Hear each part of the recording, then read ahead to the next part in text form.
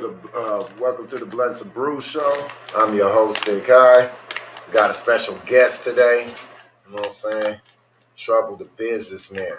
Trouble, Mr. B.I.Z. Definitely in the build. What's up with you? What's up with it, bro, man? Thank you for coming. You and bringing your new brand. Oh, yeah, we got the Hustler brand in the build, aka the Hustler Collection. The Hustler Collection is in the motherfucking house, y'all. And as you can tell, my nigga is not playing no motherfucking games. As you can tell, yeah, the Hustle Kit. The Hustle Collection, you know what I'm saying? At Hustler, we do a little bit of everything. You know what I mean? We for the streets, we on the streets, we the people. So, you know what I'm saying? We got condoms, we got energy drinks, we got water, we got hookah, we got premium cigars, we got whole leaf, we got our old woods, just like backwoods. We got vape products. It goes on and on. And it's the real Hustler, just like the magazine. We all licensed fully in with that. You know what I'm saying? Shout out to the homie. You know what I'm saying? What you need. You know what I mean? You got to stay protected and hydrated at the same time. So we figure we cover it all. Like if you smoking, you're going to need some water. If you out partying, you may need some protection if you meet you a nice young lady or a nice young man if you're a lady, you know what I mean? So we try to cover all angles. Right. Certain products lead to other things. Like, you know, some of your big boys may not smoke the cheaper brands, you know what I mean? So they get their premium cigars. Some people may not smoke weed at all. So we got different levels of premium cigars, you know what I'm saying? The brand that I brought today, this our gold tier brand. And, you know, it's for your introductory ones. Then you got your other ones, your big boys, your Suge Knights and stuff like that, the real hustlers of the industry and stuff like that. They step up to those. You can pack them or you can smoke them straight. They're real quality and premium. That's all right. That's all right there. Well, I had just tried one of them right now, and it's real smooth. It's definitely real smooth. It's not a harsh taste at all. And something that I could definitely fuck with. They made Nicaragua. You know what I'm saying? If I pronounced it right, whatever, they made Nicaragua. So we did specifically pick the best leaves. No other companies right now is using these leaves on all the products that we use. Most leaves are made in the Dominican Republic. We're making these in Nicaragua. Oh wow!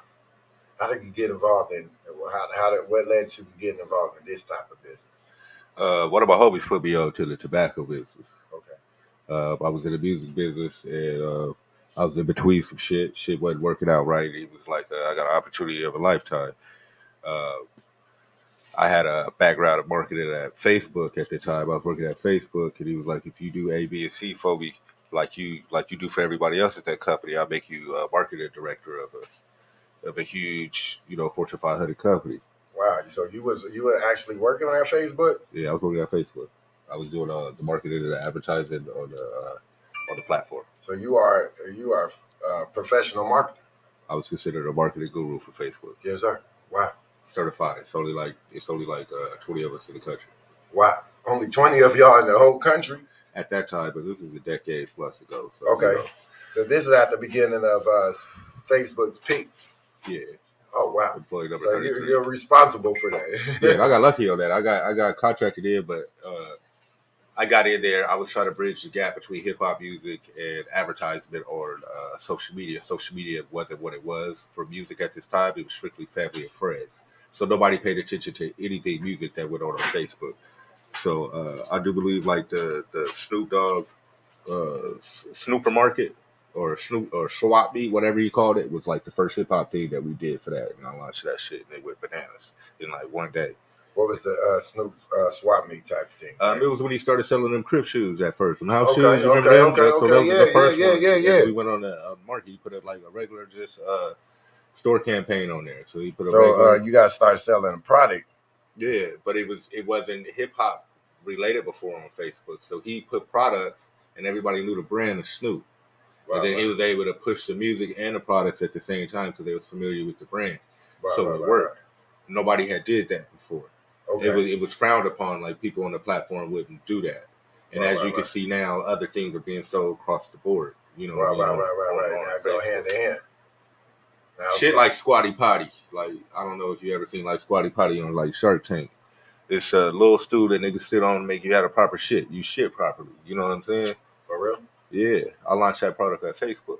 Oh, wow. Overnight, them niggas sold fucking millions and millions of shit Shit stools. pot. Shit stools. Wow. You know what I mean? And I was I was a week out of training when I did that shit. Okay. And it took off. So I knew the power of Facebook and what it was and what it could do in the people. And I actually became a believer at first. And I didn't have no believer in social media and shit like that. And then, and like I said, the homie was like, if you're doing that, come do this for me. And you can do music. He had a label over there. He was like, I know you like to do music. I got a label. We could be bigger than any record label that's out there right now. You know what I'm saying? Wow. He's like, we got more money than anybody. We're a tobacco company. We got this just to blow. You know what I'm saying? So these motherfuckers trying to get used right now. So we did. So I did. And I landed at Trendsetter Inc., which is Splitterillos, aka Trendsetter Music. Okay. You know what I'm saying? Splitterillos. Man, Extendos the shit. Extendos was the shit. Man, Extendos was the shit. Extendos changed the game. Yeah, it changed the game. You know how many Extendos my niggas done smoke? Yeah. Well, niggas didn't realize though, hood niggas was putting together extendos for many moons. You know what I'm saying? Many moons. Oh yeah, I could just some hood together shit. 2 blunts. Yeah, just some hood shit. Yeah, that's how great things happen. Is we be doing this shit all the time at the house, but we as the people or the culture, we don't have that extra funding to do it. And I just so happen to be blessed to have a homeboy that could do that. He took what we did in the street and put it on a bigger platform. You know what I'm saying? And allowed us to get it off. And then the reason why we don't. And I'm gonna look dead in the camera, have extendos popping off no more. It's because of the man. Swisher filed a lawsuit and called it paraphernalia. So how could this be paraphernalia if you use the same product? An extendo is the same cigar that you use, just cut down the middle. Every cigar that is made comes off that same size. We just made the cut. So if it's paraphernalia for us, it's paraphernalia for you. You heard? So you say Swishers hated on y'all. Swisher hated on us. It became the fastest selling product. Because y'all was competition. New product of the quarter, yeah. And they already had a little vendetta against us. Wow. So this went to court proceeding and stuff? Yeah, they pulled it off the shelf. So whatever you see of extendos right now on the shelf is old product that people had and they just selling it. Okay. We couldn't sell it no more because they classified it as paraphernalia. Wow. So it's banned in most states. So the extendos are banned in most states. I had no clue. So that's what's that considered? That's what you say is considered as a paraphernalia, a felony in some states. And that was done by Swisher. And again, all cigarillos, doesn't matter what company that it's made, when they come off the roller, they come off that 9-inch. You have to make the cut to make it the size of the Rillo that you normally see. Oh, I hear exactly what you say. That's the normal. Size form of the blunt. Yeah, it doesn't turn into a Rillo till you cut it. You see what I'm saying? That's why I said if it's paraphernalia for us, it's paraphernalia for you. Because you're using the same shit, you just cut. Interesting. So is there, what you say, so there's basically a restriction on the length of the blunt? Yeah. Only for us, though, if they would have came out for it, because my partner used to work for Swisher, so if they would have came out with it, it would have been cool. But actually, years ago, before we did it, we pitched it to them. We pitched it to Swisher. They said nobody would do it. Wow. So we did. So then, when they see y'all making money off of it, after they say you couldn't make money off of it, and Extendo saved us. We was on our way down, and Swisher pulled us out of, put the money back in the game. Like I said, it became the fastest selling product, so it put the money back in the game. Yeah. It changed shit, and then they did that, and we had built a factory. So, beginning to put pieces back to it, Swisher used to be our mother company. Okay. So they used to make our product at first. So Swisher used to make Splitterillos. You know what I'm saying? Right. We did everything. And then we branched off of them. And once we branched off from them, that's when the problems arise. We had products and stuff that was selling faster than their products. So it's like the dope game. Yeah. You know what I mean? You can't never sell more than a plug. You ain't never gonna be out there making more money than a plug. So they sort of did us wrong in certain areas. So we created a flavor that the world didn't have before, which was pretty simple, non-flavor, which was a Splitterillo 100. Nobody ever had that before. So if you really think in your head, there was nothing ever created with non-flavor. And we trying to tell people like to smoke their weed and taste the weed. They just don't really fuck with flavor. So we created that. That exact cigar made on the exact machine is the Swisher Diamond. They stole that from us. So they stole. So you guys is that's their biggest selling cigar right now. The Swisher Diamond. And that's what we got the lawsuit for. Yeah. That's the one they stole from you. Yeah, that's you guys have a lawsuit lawsuit right now pending right there with that? Oh, wow. We won the M's. They just never cashed out. And while we was waiting for y'all won the M's and they never cashed out. We won $65 million. You could Google it. And another lawsuit totaled up to $100 million. And they never cashed out. They just appeal. You feel me? So they basically added continuance. During this time, we get broke. So how the contract was set up before they make our product. So again, if we had 100, which was selling, we have Cali Green, we have Grape. Grape don't sell that much. Flavors don't sell that much. People don't know that shit, right? So what they'll do is be like, damn, we can't make you your top flavors, which is the 100, the Cali Green, your OG sweets and shit like that. I got a bunch of grape for you. The shit nobody want. A store or a wholesaler, I don't want that. Hey, go buy grape if I don't have the other shit that people want to buy, the natural. Right. So you know, they sunned us. You know what I mean? Ain't nobody buying this shit because you ain't got what you want. I got a warehouse full of grape. Right. You heard? Ain't nobody want this shit. Right. But people want that. But every time we create a flavor, they go sell millions of dollars of it first under Swisher. Then, okay, we got y'all's done. It ain't new to nobody no more. Tropical Punch ain't new to nobody no more. Right. Y'all took it. We created it. We brought it to the table. Y'all backburnered our shit and put it on y'all shit. Sold millions and be like, okay, we gonna release y'all shit. Y'all got the money first. So we broke away. But in the meantime, we had started a factory in the Dominican Republic. Wow. All of our own. So we put all in. All in, you heard? And we did Extendos. Extendos was the first thing that did it. When Extendos dropped, it was the best thing smoking. You want to tap in with this, B? It was the best thing smoking, you know what I'm saying? And that was pretty much like, okay, we got the lawsuit that nobody knew what we was doing. So Swisher thought we was falling. They thought they was winning. Like I said, they didn't pay the money. They appeal, they gonna break us. And then overnight, nobody knew what we was doing. They didn't know what we was doing in the Dominican Republic. Like Frank Lucas, you asked about how we get to the lease, everything full circle. We had went and handpicked everything and learned how to do everything from scratch. Wow. So we no longer have to depend on nobody. You know what I'm saying? So just like Frank Lucas, we went and picked our own work. We went and got our own lease. We went and started our own factory. Not only that, a city. We employed thousands of people over there. Wow. This was a process. And Extenders was the first thing off the line, and nobody knew we did it. So overnight, we sort of like fuck Swisher because they hated. Blam! They thought they was, they had our foot, the foot on the neck, and we was playing possum on their ass, and they counteracted with the move with the ATF and all that, classifying their paraphernalia. That was their next move in chess. It was like, damn, we thought we had the niggas down, so we got to go legal. We got to go legal. Yeah. So it just went there. Yeah, that's crazy. At the time, we had no clue that this was illegal. It's not illegal. It's not illegal at all. It only became illegal when you guys started doing it. Yeah, it's not illegal at all. So it's just something. It's politics in the tobacco. Something that's bigger than us. Yeah, something that's bigger than us. Politics within the tobacco industry, obviously. They push the line for what they want to push the line for. Are you guys are you a full black-owned company? No, we're not a full black-owned company. Not then and not now. I got a lot of Arabic partners in there that's silent and stuff like that. But with the music and everything. But this is basically a minority. It's a minority. It's a minority company, and I got to keep the businesses separate. At Trendsetter, Splitterillos, an Arabic nigga gave us, and I'm gonna say his name. The big homie AK gave black men positions to be black owners and to be black millionaires.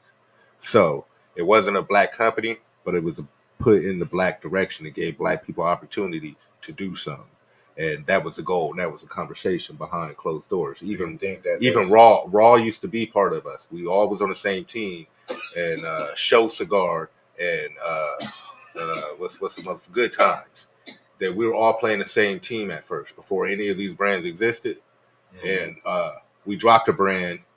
We used to be the Bomb Blunts with Nate Dogs, and everybody got some bread and broke off behind each other back and did their own shit. Right. So the Raw paper became, what it is and shit like that. Good Times became what they how many would you say minority owners are involved in this particular business? 1.5, and I'm on 0.5 right now. 1.5? 1.5. That's it. You got the owners of Double XL Blunts, and that's just a wrap, so it's not classified the same thing, and they don't get the respect. Shout out to them. safe to say to the God. industry Shout out is to them. majority controlled by white people, right? No. You got two different classifications, predominantly closed by being ran by Arabic, Middle Eastern people, Okay. people of that descent, anything with tobacco. All right, so you got that. They control all mom and pops across the country, and then you got your whites, which is your corporate people and stuff. Your Philip Morris's and There's stuff like levels that. to this shit. Your Swisher, they control the chains that are. Did you have that for me? They control the chains like Circle K, Quick Trip, shit like that. The big chains. Yes. So they control those, like Costco and Sam Club. That's why it's hard to get products in those. That's why you don't see nigga products in those places and stuff. You see it took a while for Ciroc to get into those places and shit like that. And we conquered those, but it's a process. You know, it's on their terms. It's not on your terms. But if you can control everything else, if you control the streets, you win. And that's sort of how, that was our game plan with tobacco was, we're going to treat this like music. We control the streets. So we set the tone. White people had to come to us. Wow. Once they seen that the power that you guys have influenced. We already everywhere. We already at the Bob and Pops. We already got every rapper. We got every athlete. We got everything you want to fuck with. Vehicles niggas are smoking it. Yeah, I got 100 vehicles just to fuck with, just to crash. Mm-hmm. You know what I'm saying? I remember just wrapped up. You know. I remember seeing trendsetter vehicles everywhere, like wrap the fuck up. We don't get Escalades. We don't get Sprinters. It's just for fun. It's just to promote. You know what I'm saying? Just to make us look good. It's just for fun. But it was a plan. Yeah. We had a plan. We went to every strip club in America. You know what I'm saying? We went to every ghetto in America and we did something. Yeah. The plan was we never took from our own people. Like I said, my partner not black. We gave. Swisher took. We didn't make no money in New Orleans. We didn't make no money in Atlanta, in LA. I put more money in them areas, but it allowed us to sell to white people. You get what I'm saying? It allowed us to sell to Shreveport. You know what I'm saying? The little white kids in Louisiana that never heard of this, that want to do urban things. You know what I mean? That opened up the gateway, and that became the majority of the sales. That was the trick. People thinking, okay, you gearing something at the community. No, we not. You see us here, but I'm not selling this here. I'm throwing barbecues, parties, putting niggas on, putting money in their pocket, buying computers for schools here, which the other companies are not, which this affect. Tobacco and all that affect these communities that got hit the hardest. So we just flipped it on them. We went there and we reversed it. No, we ain't selling this shit here. Now, if a store want to buy it and they choose to make their bread, that's on them. But us as a company, we didn't do that. That wasn't our promotion thing. We didn't do that. And it's all over New Orleans. It's all over all that. Shout out to them. I love New Orleans. You know what I'm saying? Yes, sir. But those communities that's hit the hardest like that, we didn't try to profit $1 in there. We brought money to the community because we know the other companies target them. You know what I mean? So we did the opposite. We targeted the rest of the people. We knew if we already had the streets, the rest of the color is gonna come. They own the companies. They own the wholesalers. You know what I mean? Their sons and stuff listen to the hip hop music that we're promoting. So we worked it like an album. That was our whole thing. We're gonna wrap these vehicles. We're gonna go to every party. We're gonna be in the streets. We're gonna have every goon in America down for the cause. Wow, and we're really gonna fuck with you. Real street movie. Yeah, we're really gonna fuck with you. But the cool thing about that was that situation. People always ask was, my nigga let us use our own ideas and thoughts and brains. So these things, we came out with eye drops, you know what I'm saying, crystal clear and shit like that. Gorditas eye drops, first Spanish eye drop, you know, they're still selling in Puerto Rico and shit like that. But again, things that come hand in hand with smoking. Niggas get high, they gotta go to work or school, put some eye drops, gotta see their parents, so we made our own eye drops. That shit didn't necessarily work the best, but we did it. You know what I'm saying? Right. Everything didn't work, but it allowed us to see what worked and didn't work. And nigga put unlimited funds behind us. If we had an idea, he put unlimited funds. If I had a rapper that I was like, hey, my nigga, like Kodak Black, hey, my nigga, whoop, whoop, whoop. A nigga introduced me to this nigga. Nigga say, this nigga's the wave. My nigga say, huh. Had this nigga do this Splitterillo shit, drive around, take this on tour. I'm with it. Yeah. And so nigga gave us the bread to do whatever we wanted to do. That's why I was like, I can't say that we all black owned and everything like that. No, Arabic was giving black niggas the opportunity for whatever reason that he decided that he was gonna do it with. Let me see you later. Yes, sir. A lot of people don't know the history about you in Arizona here, Arizona hip hop. Yeah. You know what I'm saying? They don't know the years that you have put in So I know because I've been around while you was around. So yes. We finna remind some niggas this shit. We finna remind some people, and we finna educate some of these young upcoming artists about some of the pioneers that's from this city.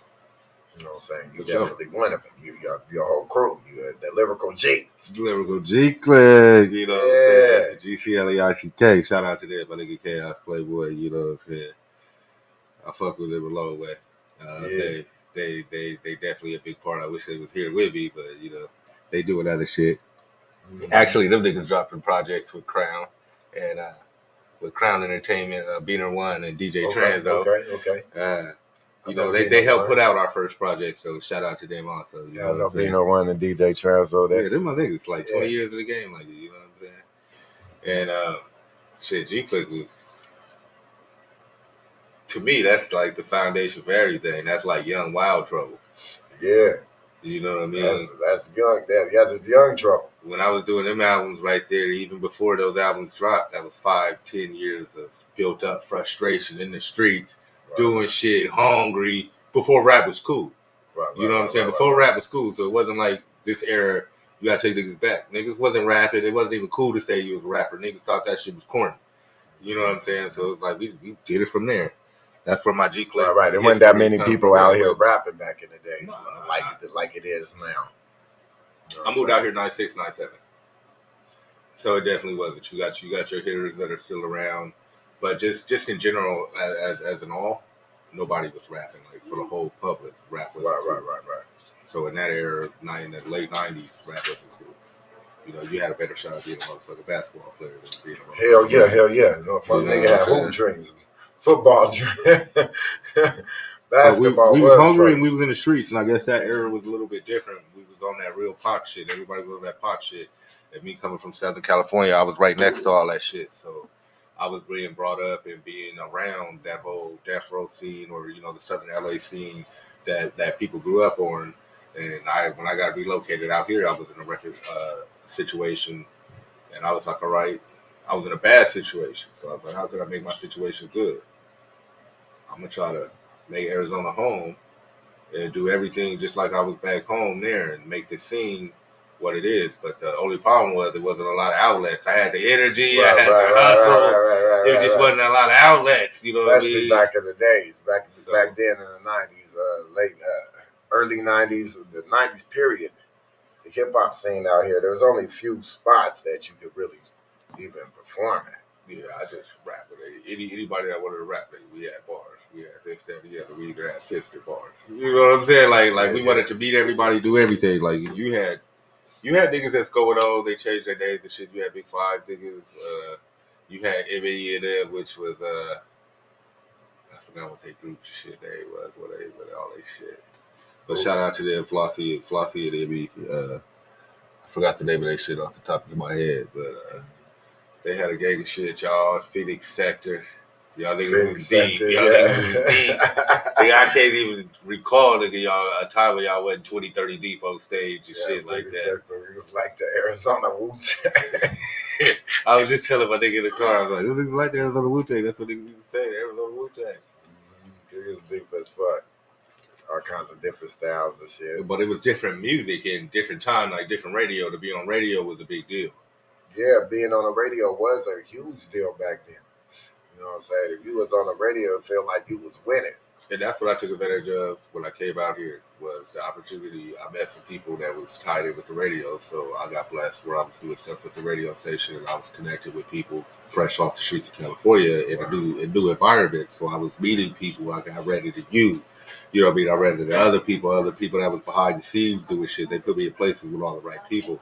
And I actually see, this is just my opinion, I always feel different than what everybody else feels, but Arizona always got a better music scene than California because of the opportunities. Okay. It's always something going on in California, but that'll be the opportunity for you because it's already going on.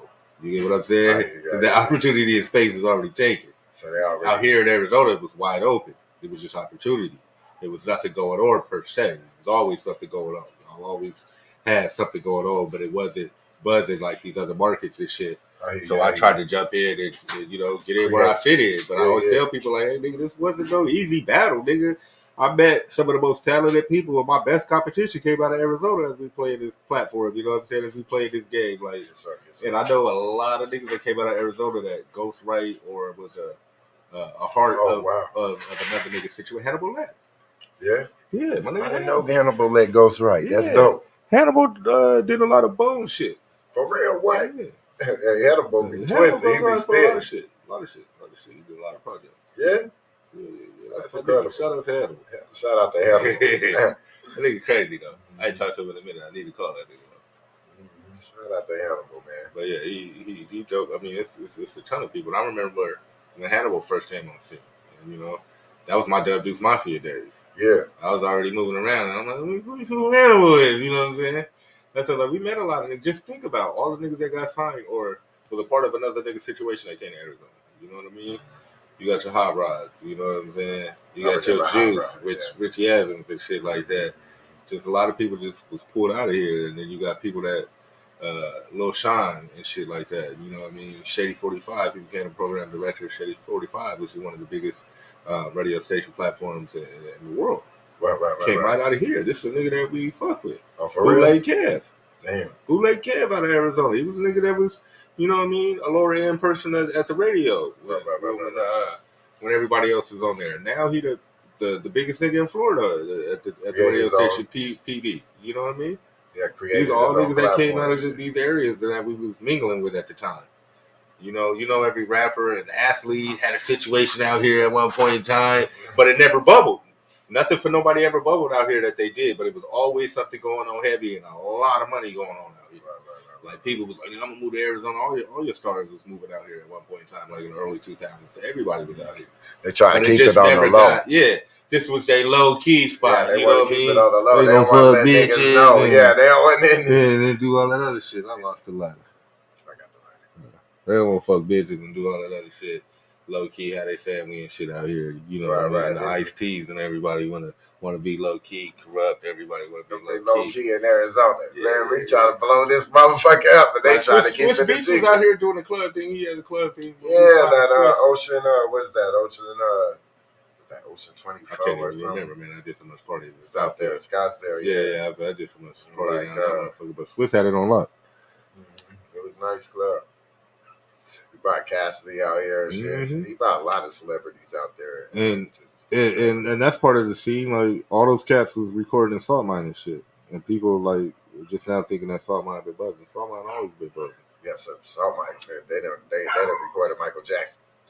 There you go. You know what I'm saying? So I can tell you all the studios in the area that's here, still standing, that did shit or came and went. Arizona definitely one of them states that, you know what I'm saying, that they like to come to and I guess get away from their everyday life from and shit. This is a vacation type state too. It's not really a vacation state. I would tell you how niggas break it down to me. The weather. Yeah. I'm gonna tell you how niggas break it down to me. The reason why they come out here. One main reason is Salt Mine. Whatever Salt Mine got going on with their politics, I don't want to call out boards or whatever that they got in there and how they do shit is good for the music industry. And then the second part is safe. Arizona is safe and people feel good. This environment, it look good. We got some of the beautifulest women in the world. We got some real niggas out here, but everybody about their money. So the money is out here. So people come from your like Swisher and your Philadelphia, New York area that's a lot more damaged, a lot more clustered, a lot more dangerous than Arizona. It's more dangerous, you know what I mean? To the rapper. It's equally dangerous that we know, but everybody doesn't know that. You know what I mean? It's not as dangerous as Los Angeles. You can't set up shop in Los Angeles and do the same thing you do here in Arizona. Yeah. So that's why people gravitated towards here. It's okay, I can let down my guards a little bit and enjoy just life. Yeah. I can. If you notice, your network with celebrities out here is different. It's not so hostile. You actually maybe get to pull up, kick it with a nigga, build a friendship, a bond, maybe turn into something, some money, you know what I mean? You get that opportunity out here. The vibe is different. Right. When you in LA and you meet a nigga, you got to deal with the vibes and the politics of Los Angeles. When you meet a nigga in LA or New York, You got to deal with the vibes and the politics in New York. It's clustered. I got to watch my back. This nigga ain't got time to holler at a new nigga. You know what I'm saying? You got all this shit going on. Out here, you get more of this. What's up, man? You know what I'm saying? We chilling. I'm trying to do this. I'm trying to do that. They trying to meet niggas that's like them, that's from these places, or they got their hands in the streets so they can do the things that they want to do.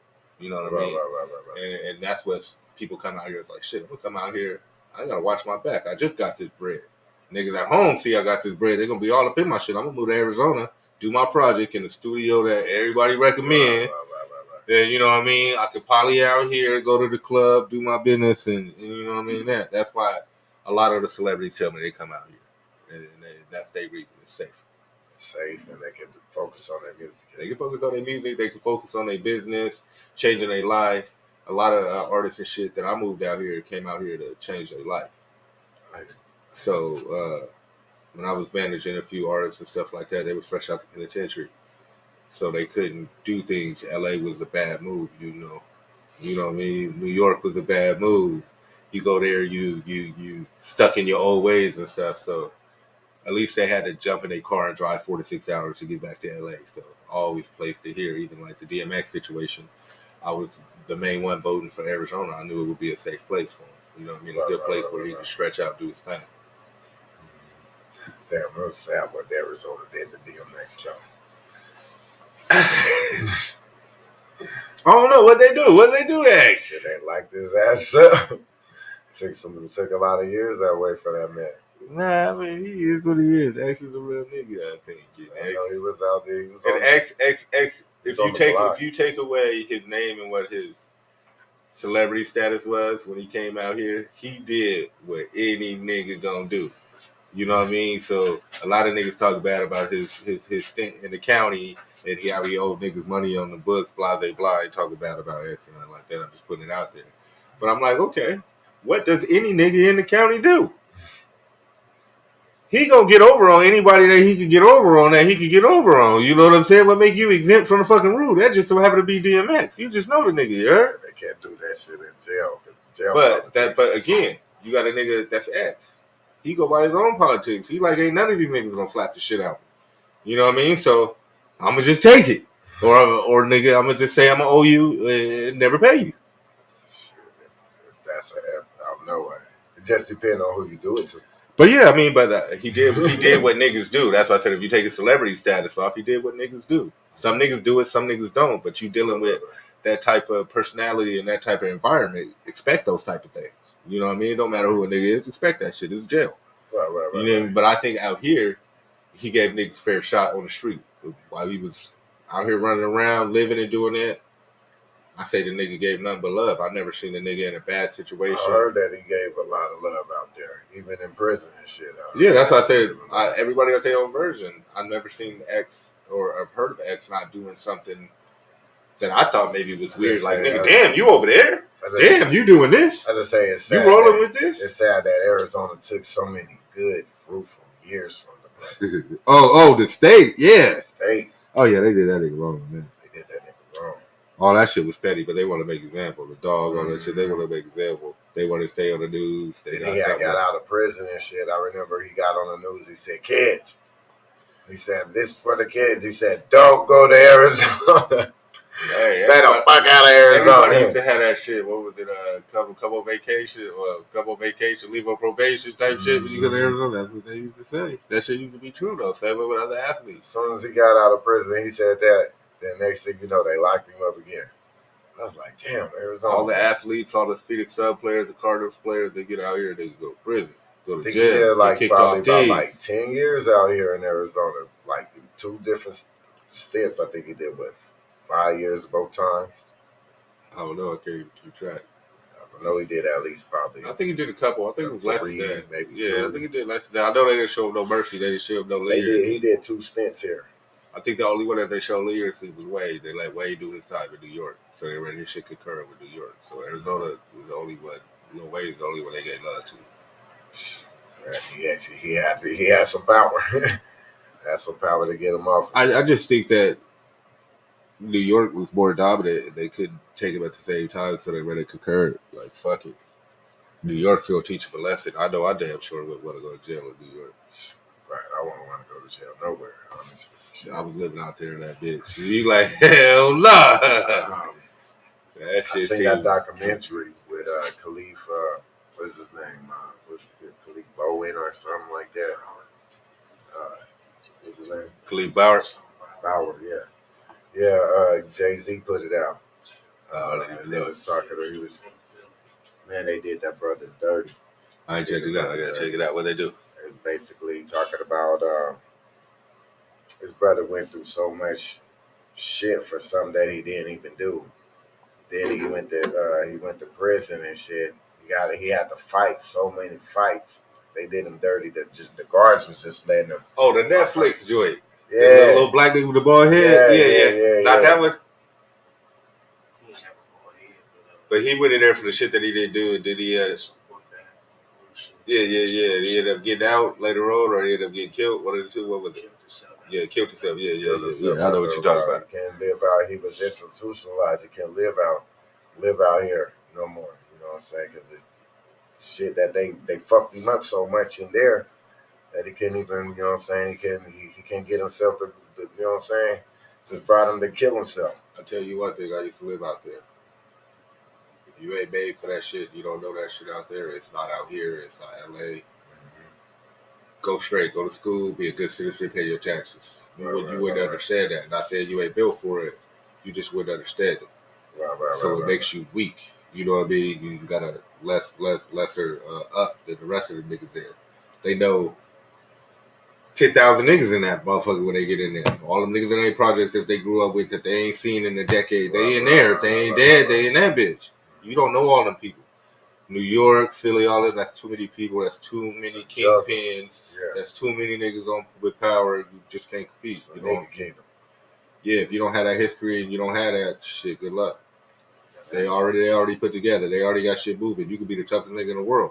If you ain't tied in and you ain't strapped in with them, you got to start at the bottom. Like you like jump in that. I was like, you go to Rikers Island out there. Good luck. Yeah, that's where you gonna have to scrap. Yeah, I was like, you gonna have to scrap. You just scrapping. He had to scrap more than one nigga. He had to scrap a lot of brothers. Niggas, you know what I'm saying? Out here, niggas know your reputation. You know what I'm saying? They know who you is. You got homies in there. But the brothers at least you go out there, they don't know you out there. Yeah, that's what I'm saying. You don't understand. You don't understand the politics and all that politics shit. Out there. That's like out there, you'll lose when it comes to that or drug dealing on the East Coast. Out here, where it's like the politics in jail is segregated. You know what I'm saying? Black people. We gotta be with the black people. The Mexicans gotta be with the Mexicans. The white people gotta be with the Mexicans. It's segregated. But versus out there, where it's the nigga kingdom, black is a majority in the jail. Probably about 80% in the jail are out there. So the jail is ran different. There ain't no segregating because it's all black. You know what I'm saying? So then it just turns into a straight jungle, I guess. It's like you on the streets, but you in jail, so you got to survive in that motherfucker. You got hardcore everything out there. I never did no time out there, so I never been in jail. But niggas on the streets out there in Jersey, Philadelphia, New York. I learned it's culture of people, so you start looking at people different. It's black people. It's people that look just like me and you, but they not maybe black. They're different cultures. Same way you got your Italian people. You know what I mean? You got your Chaldeans, you got all that, all those established people out there, like the Puerto Ricans and all them, like that are already established Jamaicans out there. They running shit. They got their foot in the ground. They had their foot in the ground for 30, 40 years doing shit. That's why it's like even living out there is different. You got to move. You can go out there as a civilian and live great. So if you start trying to play in the underworld, you're playing with fire. Like, if you was to tell people right now, like we jump out in the Jersey street, you trying to, niggas always tell you got a homie, they want to go on the road, move work. All right, go jump out in the street in Jersey and run from the police. You caught. I could take a nigga from Jersey, jump out, he dipping through the projects, he dipping through all. You know this shit, just like you know your area. Mm-hmm, yeah. You will never learn the projects in this shit. It take a decade. Respect these niggas. You know what I mean? It take a decade to know how they do shit. To look around and see, to know this person, to know the danger and the flags. Don't think that you exempt from the rule that you can come out here and move out and do better than them in their soil. Like, nigga, you dead meat. You can be as hard as you want. You dead meat. And that's what I learned. I was like, these niggas is like really like soprano shit out here. It is an old Italian family up the way that got a sandwich shop that run shit, been knocking niggas off for 30 years. That shit real. So it was like you walk out there and you start looking at these niggas with these bodegas and shit. Like, nigga, these niggas got 2 boxes of motherfucking cigarettes, nigga, some Snickers, and a fountain drink machine, and been here for 10 years. They doing something else. Right. Bodega, boom. Something else going on out that bodega. Now you start paying attention. There's hundreds of these bodegas. They not selling drugs like this on the street out there like that. All this shit is done with dumb businesses. Everybody been doing this. They got a cleaners. They ain't cleaning no clothes. You know what I'm saying? On the East Coast, they ain't cleaning no clothes, nigga. Yeah, no. All this shit been out there like this way. So it's like different. Like everything different. So I chose when I was out there, I ain't playing on the dark side. I'm flying straight. Right. I ain't trying to lose my life out here. I ain't trying to end up in Rikers Island out in this bitch. Right, that's it. I ain't just play with the fire. Nah, but I chilled. I love the East Coast. I had fun like a motherfucker out there. Shit I never thought I'd do. Just to it's be crazy. Out there. A lot of these rappers, they, you know what I'm saying, they like to, I don't know, I guess they like to try to prove something by hanging in somebody else's hood. You know what I'm saying? That's not smart, right? Based off of what you just said right now, that's not a smart idea. Hey, that's a smart. More people more into the tourist shit of it now. Like, let's use Nipsey Hussle for it. So, you know, Nipsey Hussle made it popular that you want to go to the 60s. Now you want to go to the borough. But every street nigga, like, what you want to go over there for? Yeah, what you over here for? You want to die, nigga? Yeah. You looking for something if you go over there. Like, none of that has nothing to do with you. Right. You shouldn't be over there. It's really not a tourist spot. You know what I mean? You looking at it different. If you go over there and get the shit slapped out you or robbed, that's your fault. That's your fault. These is people home. Right. You know what I mean? That you going over there. You got no business. If you didn't know Nipsey Hussle or never heard of him, you would have never came down the street. You would have been down there in Hollywood doing tourist shit. You would have been at the beach. You wouldn't go to Compton. You get what I'm saying? Right. That's not places that you do. So you go to places you don't belong, shit happen to you. People make cities famous and shit. That's like you going to O Block. If you ain't got no business in O Block, why the fuck is you gonna go there? Because you listen to the song. Yeah, that's like me and you right now. Even though I got the song, go pull up the O Block. Even though I'm locked in, you know what I mean? Blue. You know, nigga, I'm not stupid.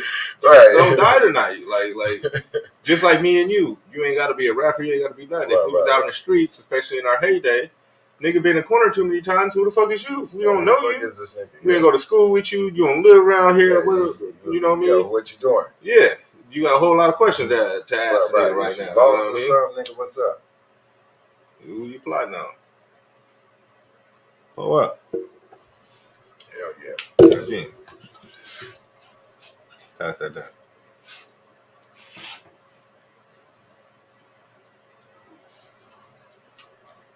Oh, up. Yes, sir. This is the Blunts and Brews show, but it ain't gonna be no brews today. Blunts and Brown.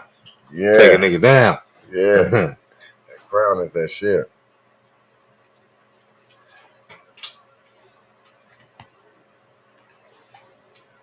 Yeah, man. I like talking about politics and shit, the politics of this street shit, because it's different. Every street's got different politics. That's what we did at Splitterillos. That was our whole get down. Mm-hmm. The whole politics, just how you saying great things. We sat down just like this. How could you really take over the game? I lost the lighter again. How could you really take over the games right there? And you got to know the politics everywhere. So you can't say I myself can go run through the streets of America and not have no problems. Right.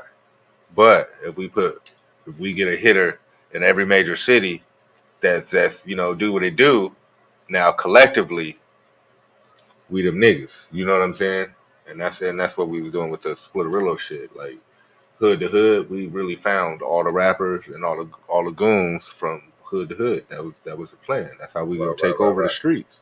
That's sort of what you do with rap when you promote street movements, and you move in markets. People don't understand markets and the politics. You just don't move. A lot of things are split up in the U.S. and the different things. So a lot of this music isn't going to play here. Work, though. Yeah. A lot of people don't want to do the footwork, I should say. Yeah, and a lot of people don't understand music business. I'm gonna just keep it real with that. But music business is music business, you know. Salute. Salute, brother. Music business is music business. That comes first, and that's what I learned. And I was blessed to run with the Steve Lobels and shit like that I already knew. So if we go back early in the game, so it was Lyrical G's, G Click. I'm running around doing shit for myself. I hooked up with Gotti. Me and Mike Gotti, we did Deuce Mafia together collectively. Mike Gotti, he Italian, but this nigga understand music business. You feel me? Right. So he put me on to a lot of shit. He put me on to a lot of movies. Three Kings, Any Given Sunday. Okay. That I could get in the SAG. I can do shit like this, and I can make shit pop. But I was thinking like a nigga. You get what I'm saying? Thinking like a nigga was having me selling records out my trunk. I'm not getting credit for this. So way before I peaked, I did 10, 20,000 out the trunk. Nobody knew who the fuck I was. I didn't get the impact like E40 or Too Short. Nobody did. I just sold 20,000 out the motherfucking trunk. Nobody even fucking believed me. Got the money. I got the money, but nobody believed me. Then you wanted to know the writer. You young. We blowing through money then. Nobody give a fuck about money. You know what I'm saying? Nobody give a fuck about money. The money is the best part. The money was filling everything else. You know what I'm saying? Allowing us to do this. So we just dumping the money right back into what we got going on, just like the D game. But Gotti taught me business. Shout out to Mike Gotti. Wow. Everybody don't give Gotti a shit. We don't see eye to eye on a lot of shit. But he taught me some shit. Him and Tank, Nexus. They taught me documentation. Make sure I get my points on the album. How points was generated. Why white people felt a certain way and was driven to the music. What people don't understand, our first album, Lethal Dose, if you look at the album cover, one, there's nobody on there. But there's colors, there's things there. These are all marketing techniques that we use. And this is the reason why we sold out in the first fucking day. I didn't understand this. This shit bothered me when this nigga's drilling this shit to me in this presence, in the moment. Right. I'm just trying to be a rapper and I'm trying not to die. You know, while I'm trying to put this first album out. You know what I'm saying? And nigga, you know, man, told me back in the days, formulate this barcode gonna be everything for you. In 20 years, I already knew this, but I didn't have it. I didn't know how to get the tools that I needed. Yeah. Me doing everything on my own, I knew what needed to be done. I just didn't know how to obtain it. He sat me down and he showed me the game. And then he introduced me to Steve Lobel. Okay. And, you know, him and Steve Lobel got a history, and, you know, a lot of people taught him. How far along was, what stage in your life was this? This is like, 20s, 30s, 40s, what? But the Dub Deuce Mafia situation? What age? Yeah, what age is this? Dub Deuce Mafia was, I was 21 when my first album dropped on Dub Deuce Mafia. Wow. 21. Sold out the first day. The JR album dropped. Master P, Ghetto Postage, and Ludacris for the back for the first Ludacris, no, his first album, whatever that was. So yeah, back for the first time, whatever. His album was right there. So Ghetto Postage was in one listening station on this side. Ours was in the middle. Ludacris was on the left. They had CDs in their shit. When I went to the stores on Tuesday, music dropped on Tuesdays. You feel me? Yeah. I go in Sam Goody, the first Sam Goody. It's like Fiesta Mall. Let me just keep it 100. It's Fiesta Mall right there in Mesa. I remember this shit. I ain't got no CDs on the shelf. I'm pissed. Turned up. I start driving across the street. It's Tower Records. I'm over there. I ain't got no CDs on the shelf. Same setup. Everybody dropped just like the plan was in there. You gonna be in a list of station. I'm like, something happened. They didn't put my CDs out. You know what I mean? So I'm driving around. You know what I mean? Me and the homies. We driving to every store. Go. I finally, you know, it wasn't cell phones like that, and then everybody didn't have it. So the calls get around later in the day on that Tuesday. They was like, the store people was like, yeah, we put your album out. But it was like 10, 15 copies went to each store, 20 max. They sold out. Oh. And this wasn't just my area. So, you know, by the end of the day, I didn't call niggas in California, go to the mall. You know what I'm saying? Mm-hmm. Go see if my album down there. Local niggas is now nationwide. We done sold out off marketing techniques and strategy. Wow. The music actually sold for itself. So I didn't have a face. I didn't have a catchy gimmick. You didn't like me because I was cute. Right. You didn't know what the music was coming from. But when you put things on the shelf, back then it'll attract you to and it'll allow you to listen to it. Or you was already, we had some radio play at that time. You already heard the voices, you heard the songs, but you never seen the face. Right. And then same thing with album 2, 3, 4. You never seen the face, but it was other marketing strategies in there that I didn't know mattered. You know what I mean? Okay. As a street nigga, I thought that marketing and advertisement was getting your flyer, getting stuff like that, getting out the streets, or the homie putting you on. It was a whole nother thing that white people did that I never knew existed. You know what I mean? Which was business, music business. So I took that time to learn it, and I charted every store that I had. When I mean charted is every album that I had from that moment on. So that day when I couldn't identify if I had music there or not, I went to every store in the country and started keeping track of where my music was going on spreadsheets. Again, the internet wasn't popping like this. This is early 2000, late 90s. So I had a spreadsheet, me and Gotti, and the rest of the guys, everybody included in when I speak, of how many CDs was in each store and what shipped out to. So in each city, if there was 30 Sam Goodies, I knew exactly how much music was in there by the week. So we'll either send somebody or go check the count to verify for ourselves. I can't take nobody's word to tell me they sent 100 records and they actually landed there and then they actually sold. Right. Because I got to go back at the end of the month and ask for my money. Right. So I just figured out from day one, I'm going to keep track of everything all the way across the country. And niggas like, you crazy. So I'll go in the store and keep count, ask the managers, when you get this in? Pull up at every store. And niggas, next thing you know, over like 5, 6, 7 years, I had like a huge ass spreadsheet. I could tell you, nigga, we had a sock selling in that motherfucker. You know what I'm saying? But at this time, independent wasn't where it was. So you still had everybody from the majors. You still had Corrupted, everybody, DJ Quick and all of them. They had majors. So I'm on tour with these niggas, and I'm going in the store and getting money out the register. And they're like, how the fuck is you doing this? I'm like, nigga, I thought everybody did this. He's like, you can't go in here and get this? And they're like, nah. So I explained to them what I was doing. Mm-hmm. And I ended up doing services and this shit for them because I didn't know I was really doing music business. I was just doing it at this point now. Mm-hmm. And so this is something that a record company does for you. Wow. You know what I mean? All the administrative work. They know where your records are. Do you know where your records are? Right. Do you know where your ringtone went back in that day? Do you know who's selling this? I did. I know how much everything cost and went in and went out for everything. I knew every penny for every store. Like, to this day, I can tell you where our overstock is in the 99-cent bin is. You know what I'm saying? Because we get paid for that shit. Wow. You know what I mean? And these deals that we did back then are still valid right now. These are seasoned accounts. Okay. So I have seasoned accounts that were retail that are now digital. So people be like, oh, you be getting a little bit of extra? No, I've just been doing this for 20 years. I have history. Yeah. They used to be this company, now they're this company. Right. You know what I mean? And I've already been selling records with them, so they trust me. They know I got a good record. You know what I mean? Yeah. And the records that I did touch, thankfully, that they did a little something. You know what I'm saying? Yeah. And residuals 21 was young and dangerous. We had to take the chance. And like we got the advice to get in the car and go. And that's where they go. Like, going to people's hood, you had to be the real deal Holyfield to drive around and do this. So you better humble up because these niggas big than the motherfucker. The further east you go, I'm on the West Coast. The further this way, these niggas is giants. You better have some respect. You better not come home in no box. So that's what I did. I met people. I respected people. I did what I did. But I learned this whole time. Like I said, people were teaching me music business. I had a different hunger. Like, being on stage, doing all that shit was one thing.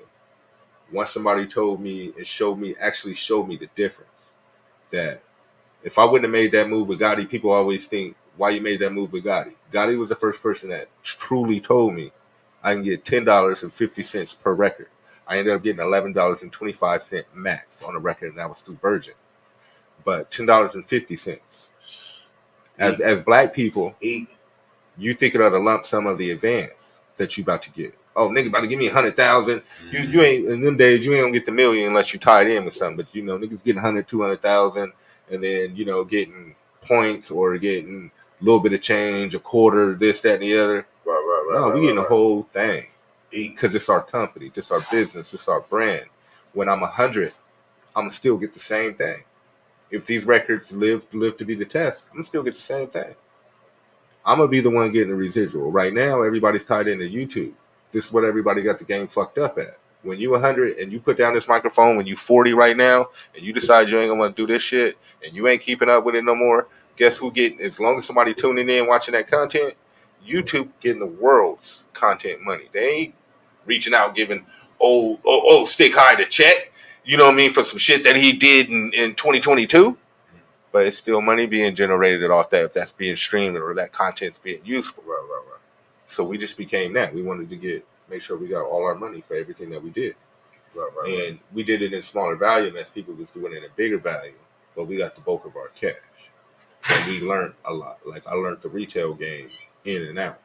Like actually how people thought. I didn't learn it as a black person. I learned it as a Jewish person. Oh, wow. So I really feel Kanye when he say things like Violet Brown. Violet Brown was the head buyer for the Warehouse Music. She is Tech Nine's president of Tech Nine's company. You know what I mean? She was the biggest buyer. She started everybody's career from MC Hammer on and on and on and on and on. She was stationed out here in Arizona. Again, when I moved here, it was opportunity. I just took upon. She had an office. I don't know if she worked there full time in a Tower Records. It was actually in Mesa. And when a nigga, before my first album came out, when I'm telling the nigga what I'm trying to do and I'm trying to get them resources, he like, hey, this the person you need to fuck with. And she didn't look like she had no money, didn't look like she had no power, didn't look like she had nothing. But goddamn, you never know who you fucking meet. I don't know if she's Jewish, so I'm not going to call her Jewish, with all due respect and everything like that to her culture, but she's not black. She gave us that opportunity. And then pretty much learn from this opportunity where we put your product in these stores, keep up with it. Be the Russell Simmons. You know what I mean? Russell Simmons got to keep with all this product. You say you want to be a record label owner and stuff like that, well, do record label shit. Be responsible. So we did it. Like, it was really like niggas gave us no money, but gave us all the tools to do shit and was like, go play. Yeah. You know what I mean? Go play. And it's either you're going to keep up with it every year or you're going to quit. Swim or sink. Yeah, so it was like we just kept up with it, trying to make it work, trying to do, like I said, nobody put no money in our pocket. But they gave us hella opportunity. Right. Hella opportunity. And I say that was way better than money. Like, hell yeah, to teach you how to do it. It going on to be an old head with the young niggas say right now. Like, what you think is better to go out there and feed all the people that's hungry, or teach them how to grow some food? So with that being said, 2021, I'm 40 something right now, and I still know how to feed myself off the same principles. And now I see why these things is put in place and why these things benefited me. And I didn't blow up to be that successful rapper from 18 to 26. You know what I mean? I peaked, but I didn't blow up to be like that. That wasn't my plan. That's not my story.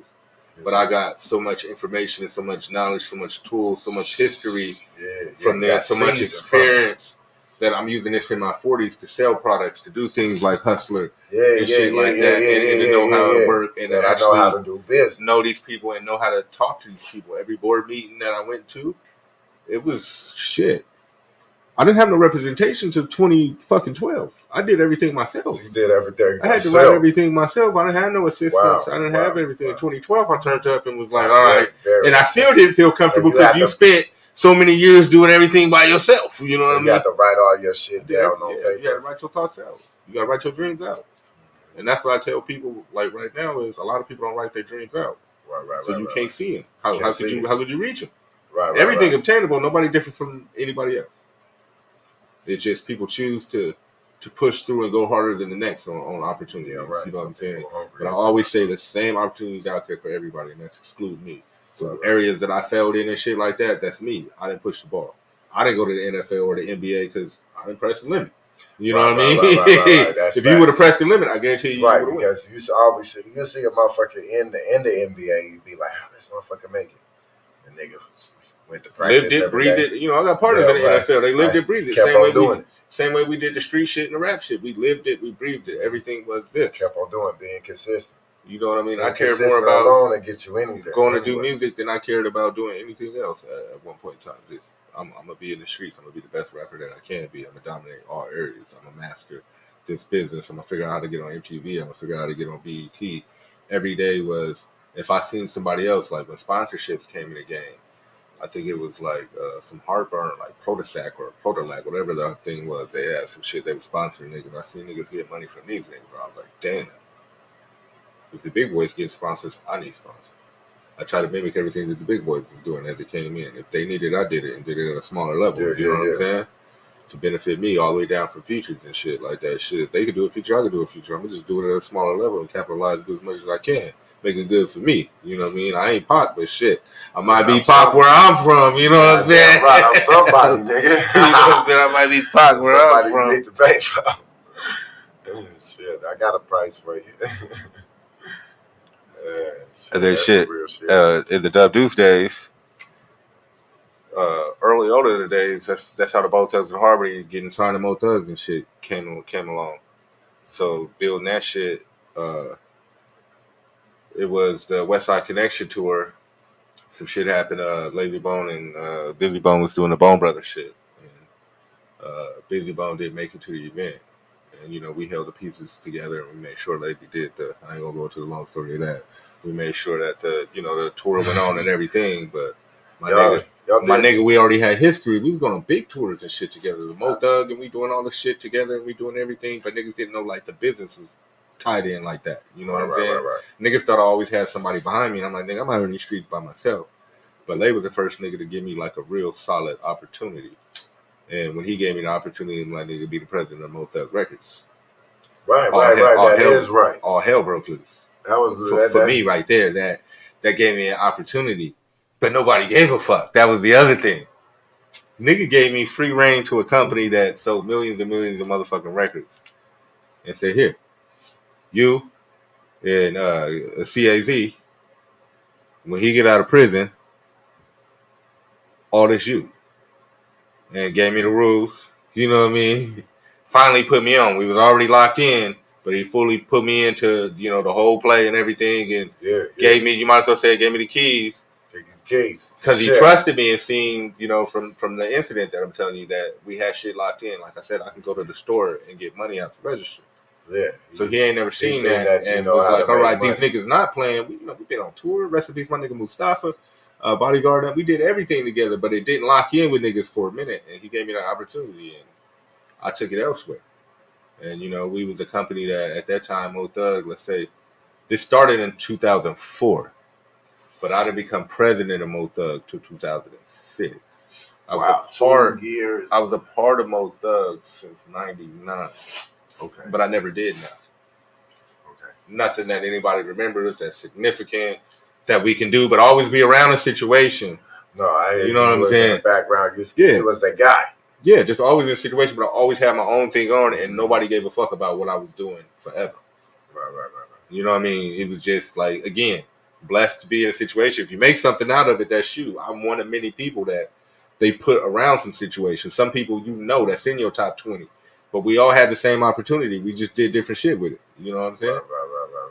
But Lay put me in the game with that one. Like that changed my life being head of Mo Thug. It gave me respect that I can't buy.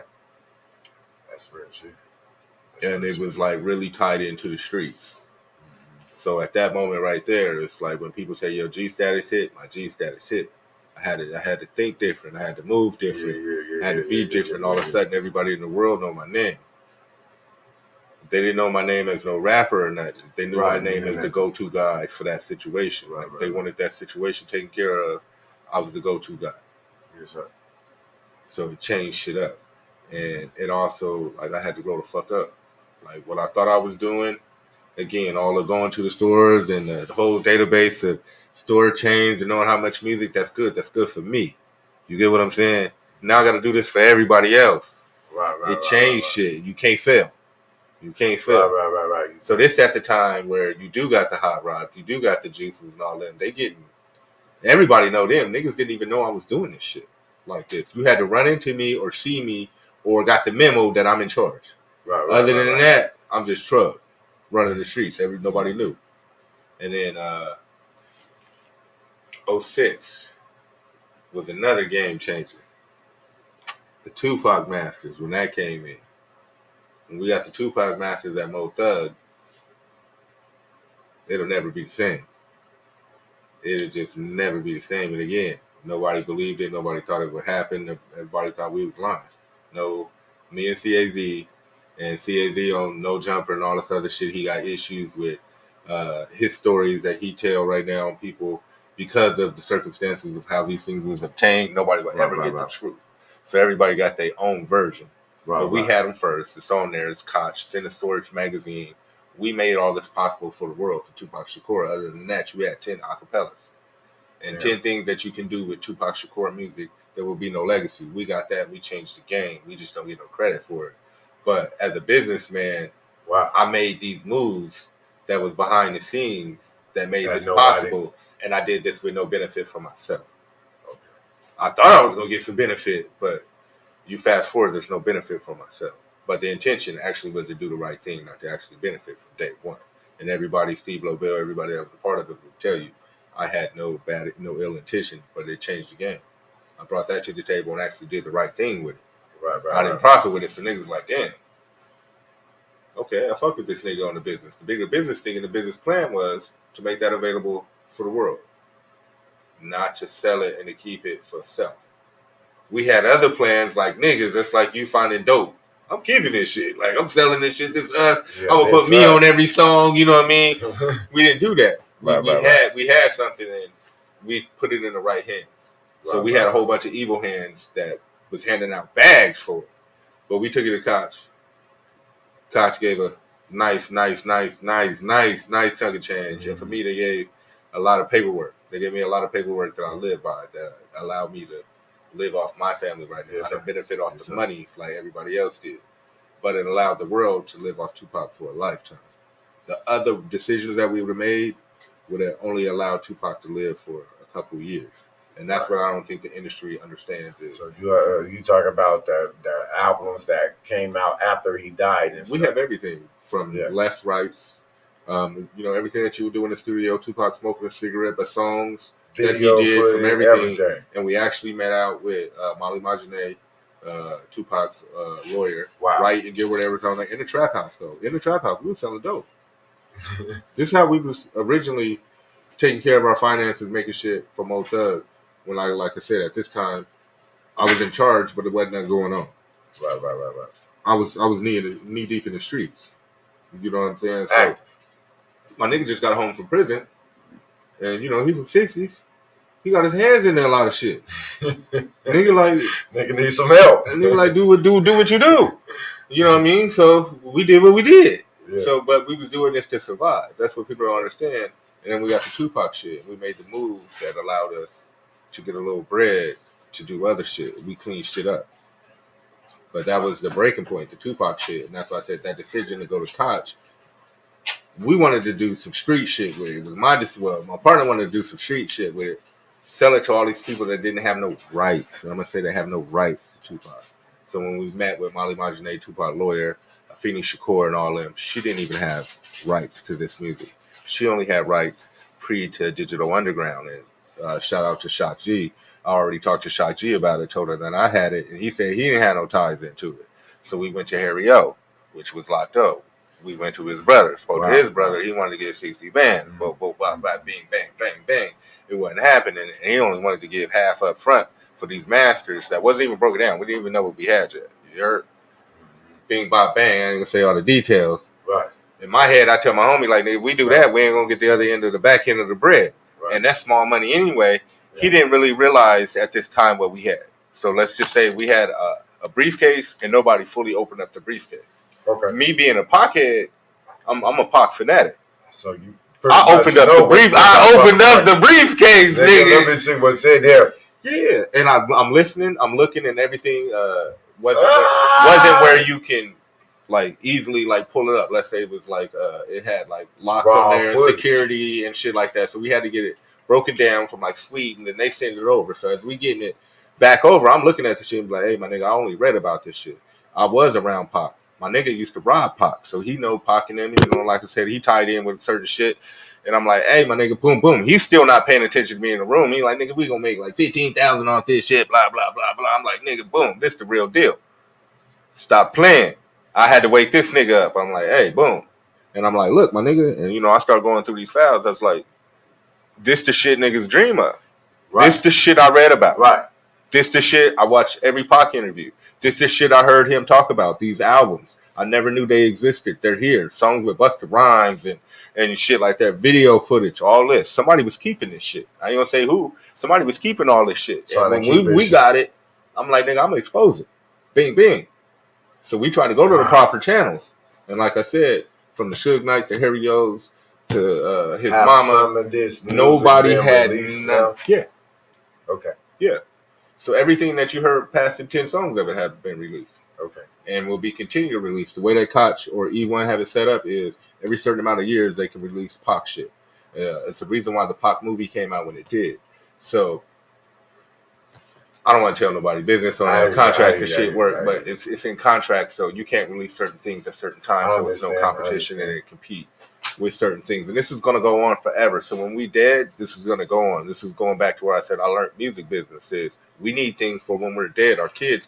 We're not thinking about chasing down the money that you did when you were 22 online on YouTube when you was playing around in your room, or 18 if you're the kid out there online right now. You're not thinking about that. But it's still money. YouTube's still making money off you. As long as there's content up there, it's still doing that, and as long as it's available and somebody tuned in, hey, they're making money off you. You just ain't getting a check. Right. You know what I mean? And that's the same way with every Spotify and all that. As long as they playing oldies and they doing that, they making money off you. Making money off you. And you just don't know how much it is because you out the loop. Yeah, that's some bullshit. That's why I don't fuck with. That's why I don't want to fuck with. I'm glad you said that. How important is it to get the actual sale versus the string? Oh, it's very important because it directly go to you. So it's like, if I use this analogy, do you think any one of the niggas in the Beatles family member know exactly how much the Beatles is selling today? And you know people's got Beatles shirts, hats, they play the music. Pictures of shit all on their wall and shit. Somebody getting that bread. Somebody getting that money from Michael Jackson singing Ben back in 1970. You heard? Then Michael Jackson said he owned the Beatles. He owned that. Who bought Michael? He bought some of those masters. Yeah. That's why Michael dead, because of the masters. That's just my theory. I'm gonna say it on the waves. Mm-hmm. That's my theory, because Michael was going against the grain. Remember, everything we dealing with right now with music and turning into the streaming service. Mike was telling you on all those songs and him going against Sony and all like that. They fuck Mike. Mike is telling you, Mike is a gangster. If you go listen to Mike's songs right now, my nigga, Mike is damn near rapping, doing the shit these niggas doing right now. Like, don't you black or white me, all that song, whatever that nigga was doing. Listen, read them words. This nigga's talking shit about the industry on some Tupac shit. But you're not looking at Mike like that. Yeah. So if you go back to your earliest history of Mike, don't care about us. That's it. Mike always got some gangster shit going on in his videos. Like, he always played a gangster role, making this thing, and he was always against something. But his biggest selling technique was he got this over the white people's head. They just looked at him as light speaking, which he normally didn't speak light. I heard he had a deep voice. You know what I'm saying? But light was less threatening. You feel me? Part of the strategy. Now he ain't big, buff, swole like most black people that come out this way. He's small and petite. He less threatening. But he had more power than any of us. Prince, another little nigga. Petite, had more power and more control over their music than any of us. They learned this shit. But Prince did it first. He was trying to tell Mike, like, hey, you see how Prince was doing his shit. That nigga was the nigga. He the first nigga to own masters like the way Master was on. He tried to put Mike on to that. And Mike tried to put everybody on to it. And that's where Mike fucked up at. Try to help everybody. How you help so many people. Yeah. Instead of just, one at a time, Mike tried to do the masses of his people once he caught on, because he's a star, he's a kid entertainer. So he grew up in this industry and started realizing 1 + 1 don't equal 2. Said they was full of shit. You got to look at it like, as we grow up, you've been in a situation. You get in a situation, let's say with rap. You do a deal with a situation and a motherfucker give you, you do it, let's say, your first deal, you do it, you lose. Your second deal, you go into a partnership with somebody else or a different company, and a motherfucker give you something that these people didn't even tell you about in here. Like, hey, nigga, do you know about this back end? You can do this? Like, damn, I didn't even know that existed. So this whole time, company number one was getting me for all these years. Y'all just told me this is mine? And then you go with another company and they tell you more. So you got more people as you grow and you build with other people. Like, no, that's not right. That's not right, brother. This is your money. We just say this. I learned that with mortgages and other businesses and shit that it was doing. It's a lot of smoke and mirrors that people pull and shit like that take more money from you. That's how people become broke. That's why I say, like, learn the business because you start knowing what's yours or how to get residuals or licensing on certain things and shit like that. Right. You got the flicker flame? Yes, sir. That way.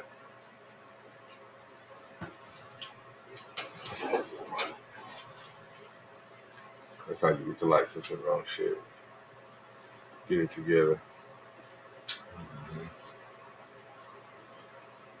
But the Tupac shit, the CAZ shit, that was a game changer. That was a game changer. Definitely a game changer. That was a game changer. Look, one day you go from being an average celebrity to the top of your food chain. I'm telling you. I can tell you a story. Our old booking agency, JB Adler. Okay. He do all the booking for both thugs. Shout out to JB. One day, we on tour now. This past, we got the Masters. We got a little bread in our pocket. But we back in. We looking like the big guys again. Like we should. We running around, but shit out. My nigga brush elbows with niggas, and at this time he fresh out, so he still got a mentality. Everybody didn't grasp to his personality, so he scared a lot of niggas. Niggas didn't want to deal with us. So we paid for a lot of shit. We paid for tours for everybody that was part of Bone.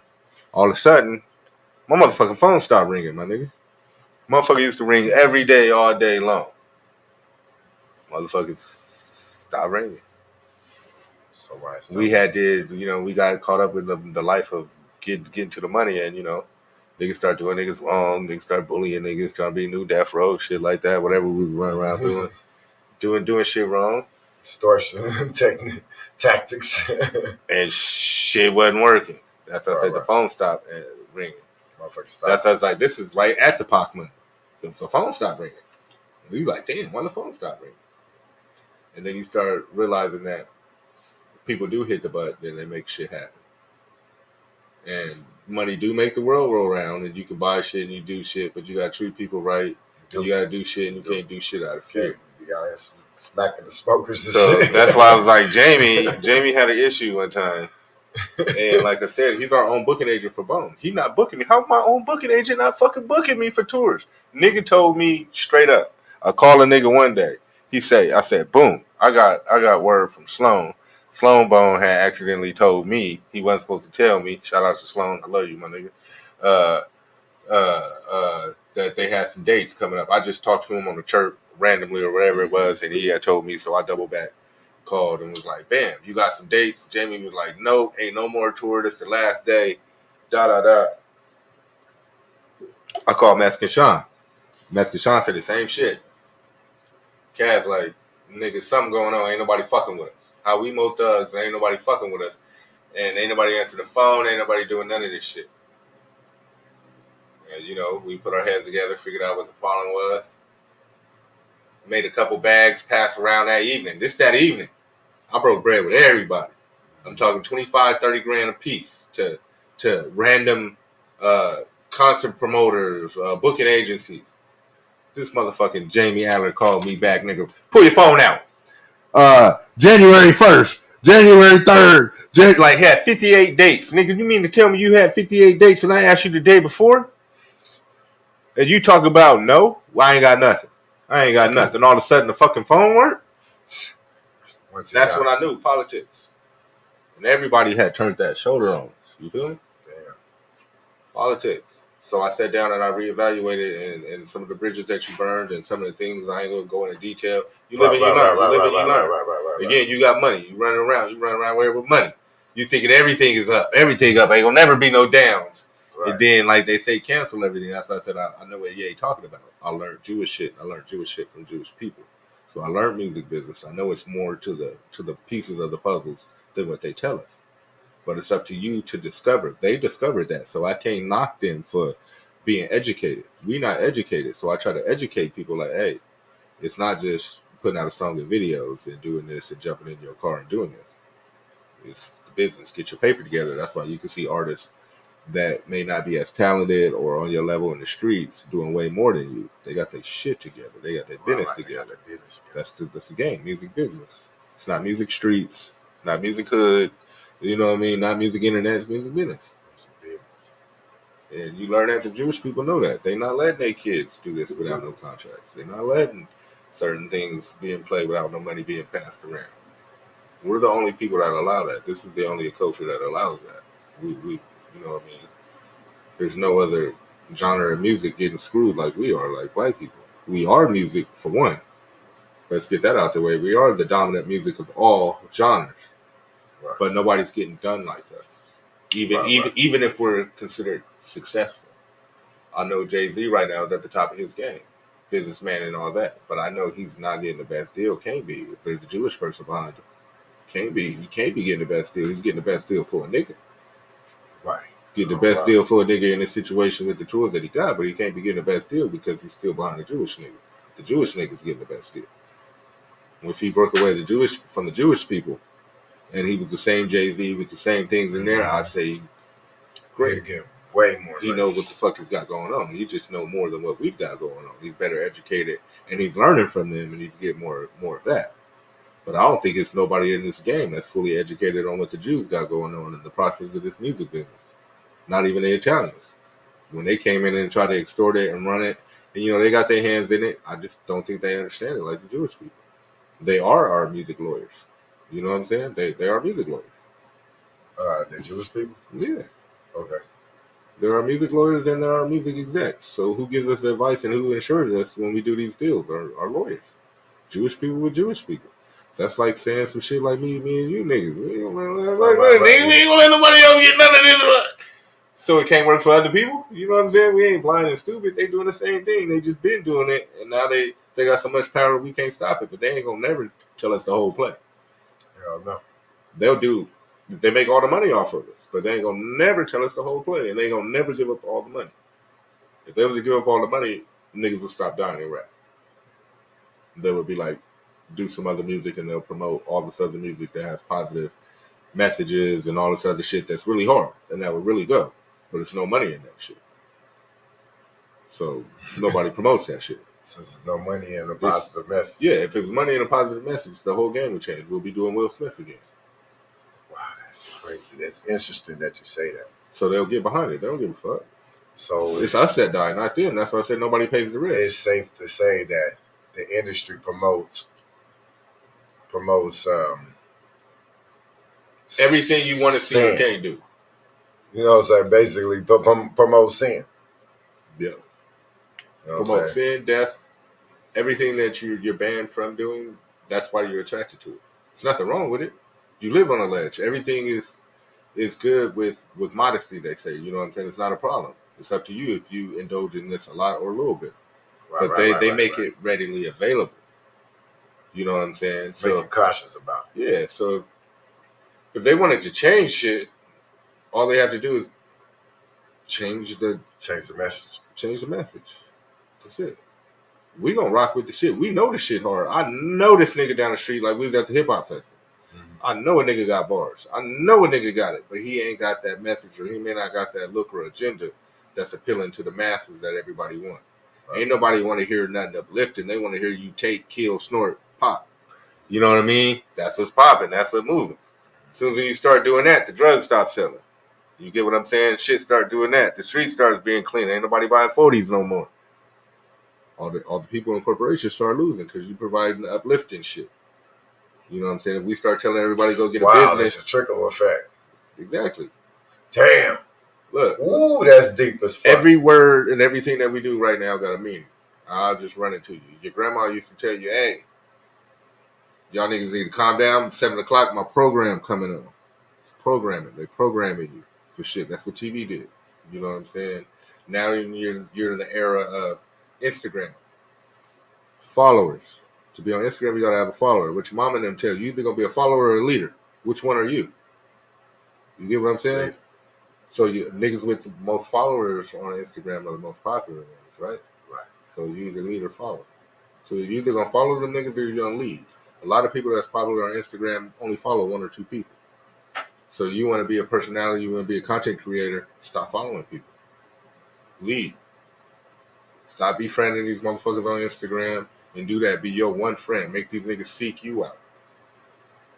So now, all those people is following you. You're not following nobody. If they look on your page, you ain't following nobody. So you the real deal. If you look at somebody's page and they following less than 20 people and they got millions and millions of people, they really got something to say, or whatever attracting people to them, it's the real deal. Because they're not following people they get to follow back. They are the real leaders. So everything got all these words and all this shit that we use with entertainment and all that shit is subliminally doing exactly what it says it's doing for you. And that's why TikTok and all these things are powerful things, because it's not a lot of leaders. It's not a lot of people that's going to step up and be like, I'm going to be a business owner and do all that. They want to be business users. They want to use that business. They want to consume the products. There's nothing wrong with that. Some people want to be business owners. Some people want to be consumers. That's the difference. You know what I mean? I want to be business owners. I don't want to consume. What's the consumer? What's your definition of a consumer? You want to buy the music instead of putting out the music. You want to smoke the weed instead of sell the weed. Right. You know what I'm saying? Right. So we sell the weed to the consumers. I don't want to be a consumer. I want to be a seller. You know what I mean? I want to sell the products to it. The Jewish people, the Arabic people, all of them, they're not consumers. They don't smoke weed. They don't do all this shit. You know, you got their phases, they go through it, but it's not their thing. They consider that black culture. You know what I mean? They're not doing that. They're not using these products like we're using these products and stuff like that. But they sell them like a motherfucker. They own every goddamn dispensary that you see. We don't. We're consumers of that. Right. So what if we started not consuming and started owning this shit? You know what I'm saying? That's the difference. A lot of people ain't thinking that. Like, okay, I'm gonna just consume. I'm gonna go buy that. All right. While you consume it, you can own it and consume your own shit. At least you know where it came from. You know where the ingredients is. You know where all the profits is going. You know all this. So just use a Swisher for example. You're gonna consume a Swisher and you don't know what they stand for. You don't know where that money going for. There's nothing wrong with it, but I do. I choose not to. Now that I'm educated and I know better on it, I choose not to. And that's the same way when we build shit. It's like, all right, I'll be trying to tell people, hey man, build shit for yourself. Make those decisions for yourself. Don't be a consumer. You know, why you gonna go wear somebody else's shirt when you can wear the homie shirt or your shirt? They make it just as good as quality. Now, don't go buy bullshit. Everything that niggas do ain't gold. You know what I mean? But, you know, with good taste, do it. That's real shit. That's real shit. Man, you dropping jewels tonight, man. You dropping a lot of jewels tonight, man. Try to speak the truth. Man, you was dropping some motherfucking jewels, nigga. Try to speak the truth, photo. You know what I'm saying? While we here. This is definitely a blessing, man. This interview is definitely a blessing. I told you I was going to step up and come through with anything you got going on, and I stand on it always. Forever. Yeah, I heard you. Always, forever. Anything you got going on, shit. Fights in the clubs, everything running, but it's like, you know, the history, you see it. I see it for everybody. I ain't the only one out here that got in these situations. You got situations, you got all this going on. Everybody that be running to, you see everybody mature and go to different shit. Have you been in a blessed situation where you actually been rubbing elbows in the industry? Like a lot of people, they have dreams of being in the industry, but they have no clue or how, no way to get. That was it. That's what I tell people, it was just a dream. But it's just like this. If you see $1 million on the ground, me and you kicking it right here, the dream was who's going to get $1 million, we both go look at it and be like, nigga, I'm about to get that shit. Yeah. And now, you'll see, even if it was a whole bunch of people lined up there, you'll see a whole bunch of suckers be like, I'm scared, I think that's somebody's money. We going to take the chance. Right. Everybody just went taking chances. They see the same $1 million on the ground and didn't go down there and grab it. I'm like, fuck that, I need the M. Nigga, I'm about to crawl to that mother. You know what I'm saying? I'm about to knock a couple niggas down for that right there. And that was the wave. Even with the Splitterillos thing, managing Menace, getting his music off the ground, we had said that in our head, this is something me and Compton Menace, we said together one day. We was in Miami, and we was having a problem with the YG situation. We was trying to overcome these incidents where we use negative energy to win. So the fights and all that shit. But we wasn't trying to be no punks on the streets. You know what I mean? We stand by everything that we do, but we use negative energy, and we won the fights and we won these occurrences, but we lost the battle, the lone battle. You know, you'd be like, we won the war, we won the fight, but lost the battle. Yeah. We did that. So we said we was gonna deal with everything head on. That made people scared to do business with you, right? Yeah. And you're gonna tear every function, you're gonna do this. But we had said one day we're gonna take everything head on. Yeah, we're gonna take everything head on. We're gonna do everything. We're gonna take no for an answer, every opportunity. We trying to lift his music to another level. He was already plateauing to the level he was at, but we was trying to take it to another level. Yeah. And we had the YG was signed to Jeezy, and we in their backyard. We in Florida. So we're having issues where we're not welcome in certain areas, even though we're good with these people, but predominantly they're charged now. So they're the most popular. Niggas get money with these niggas, so they don't want their ties by hanging with their enemy. You know what I mean? At that point in time, you might as well say we was their enemy. Yeah. So we had to push it together and face it. And what I mean by that is any problems, any situations that you have, business or the street, deal with it. We've taken everything over. We're going to get rich or die trying. We're using 50 cent mode. That's what I'm using right now with these products. Nothing's going to get in our way. If we see that opportunity, we're going to take it. You know what I mean? Don't be no scared. If you're scared, stay at home. Right. If you don't want to go to the club tonight, if you don't want to try to get this guest future, or you don't want to mingle with these niggas, stay the fuck at home tonight. Because we taking every opportunity. If a nigga invite us somewhere and you know, we think it's an opportunity, we going. You know what I mean? And that's how we did it. We did that shit for like 4 years. And every door open, and niggas like, damn, y'all niggas crazy. I didn't think y'all was gonna show up. I told you to come to this party down here in the middle of the hood. It's all Zoes and shit out here. Yup, we out here. But it was dangerous. I don't recommend everybody do it, but we had the willpower and we had the strength that we gonna put these things together. Press we in other people's backyard. We gonna show them everything good. We can all mingle in the same environment and not have these issues. We're not bringing issues from coast to coast. Right, but we also taking care of our music business problems. That we not young kids. We know better now. Now, in any given day, we'll slap the shit out of anybody for any principalities. Don't get it twisted. But it's a time and a place for everything. Yes, sir. And we know consequences. And we know that if you do things like that, you fight at shows or you bring energy like that to the internet, they can cut you off. They can cut you on and they can cut you off. If this ain't your shit, you ain't control of it. And if you want to get on these shows, you got to respect these people that they don't want their venues fucked up. Because you and your homeboys out there fighting and shooting. You know what I'm saying? They don't want their shit fucked up. Not that they don't like you, but they're here to make money you're here to make money. Yeah, that's bad for money. And so we tried to fix it. So I learned that was another lesson, like, you know, other shit like negative energy, along with, like I told you, with the shit that came when we was doing the Pac shit. Negative energy and shit like that. If you plan to be in this business and shit for 20 years, like you got to get right with niggas because that shit stick around. But it be kind of like, do the beats be based off of politics, or the beats be just based off of who's real or who's not, or do these be real actual beats that niggas be having with each other? It could be beats off real situations, or it can be politics but buried onto a rapper beef that he don't know nothing about. Right. But the politics of the people that he around, he now got a situation because he stepped into some shit that he don't know nothing about. So you could be guilty by association too. Exactly. You can put yourself around some shit that you don't know. You don't know that you stop jumping in other people's hoods because you don't know what they got going on. Right. You ain't got no business over there. Watch that shit at home. A motherfucker can get involved. Your artist that you can be stand next to the wrong person at the wrong time. That's why brands, and again, Jewish people don't want to deal with niggas for certain things. It's a bad look. We got to look upon ourselves and grade ourselves and give ourselves the same grade when we do shit like, hey, this is a bad look. We should be doing it. We can't be around this. We can't be around it. You know what I mean? Right. That's a good game, brother. Very intelligent game.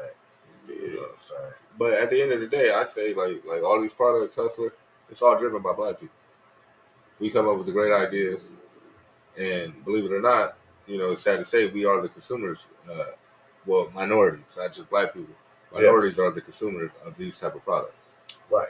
And stuff like that. So even in the 420 community, and stuff like that. You see all colors, all shapes and sizes using these products and stuff like that.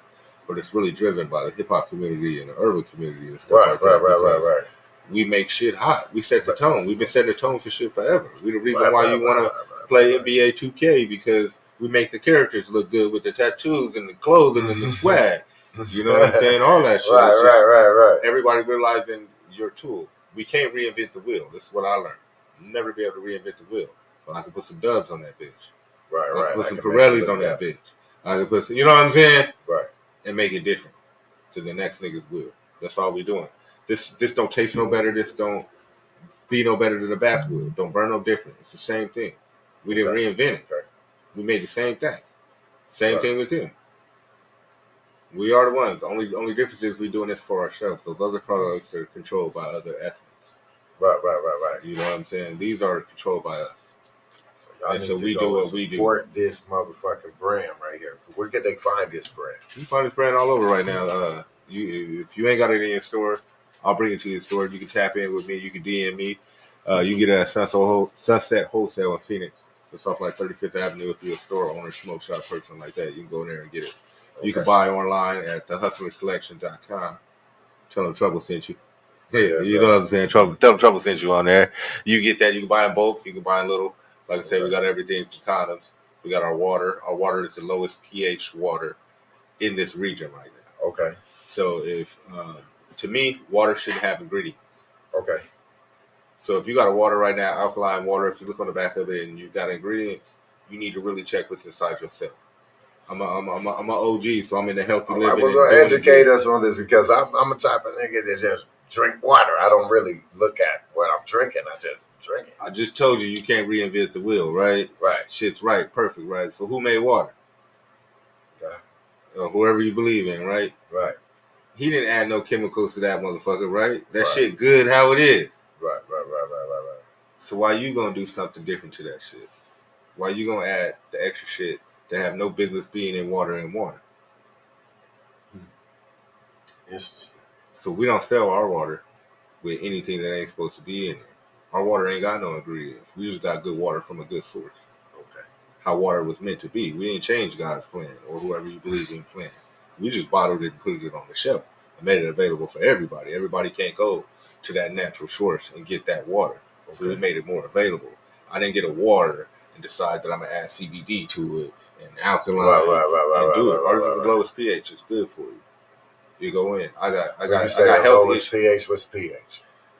And I can't give you the actually definition of what pH is without being, wrong or right. Okay. So they got to look at the definition of pH.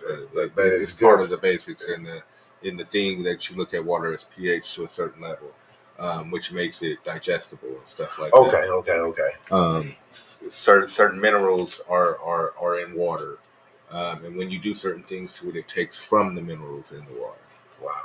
So it's different levels of water. That's why people say water tastes different. That's why you got different brands that come from different sources. So we don't have any of those things. It's actually good water for you. So everybody that do buy our water in the stores know that, hey, we're the lowest pH in there. We're not doing nothing extra. Our pH levels are just enough to pass the government mandates where we're not taking any of the health benefits from water. Right. I don't need to make something healthy for you that God already made healthy for you. This it. This is the perfection. You know what I mean? Yes. I just need to get it to you.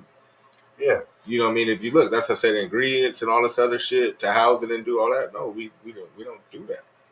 Okay. We get it to you fresh quality I wish you water. Would have brought one of these waters here so I could. I know they sell out. Look. I said they sell out. That's one of the good products that we got. Wow. They're all great, but it's one that's taken top to seller. another level. Yeah, the energy drink and the water is the top seller. Okay. Condoms are on their way. Condoms are getting ready to compete with the other ones, Trojans and Magnum and stuff like that. People are real sketchy with things that they have to use, like medical devices. So let's say condoms, eye drops. People are more cautious, believe it or not, things that they have to do. So niggas just not going to put on a new brand of condoms. You know what I'm saying? Hey, nigga, I know I be running the streets and fucking these bitches, but I like Magnums, you know what I'm saying? So it's something that's got to gradually go. You know what I mean? But it's going. Is there anything? It's the cheapest price on them. This material as far as this lubrication or what? I'm gonna tell you just like that again. We ain't reinvent the wheel. We didn't do nothing. It's the same thing that you can get from Magnum or Trojan. We got several different styles and versions. Nice size and shit as far as. Yeah, right there. What you're holding is for us black people. That's with the double XL. Oh, this is the double XL. There you go. We got them in different sizes. See, that's what we did do is. I can't make. I'm not a scientist. I can't make nothing great, but I can tell you our discomforts. Yes, sir. So people that's a little bit more blessed in certain areas, we got discomforts putting on them little Trojans that don't fuck with us. You're not cutting off my circulations on the pickle. You know what I'm saying? So the squeeze. I may need a little bit more stretch. I may need, and then some days I may need to hold back a little bit. It may not be as girthy as it was yesterday. You know what I mean? So we can adjust to these things and still keep you 100. Still make you feel like the Mandingo you are, you know what I mean? Yes, sir. And then we're coming out with, our other male enhancements. Right, man. Get that squeeze off of us, man. And then for the women, we got the other little things that's for her pleasure that's on there, the little ticklers and the little things. Okay, wow. But I'm unentertained by that. I'm not a female, so I don't know what those things do. So I can't really. I can't really.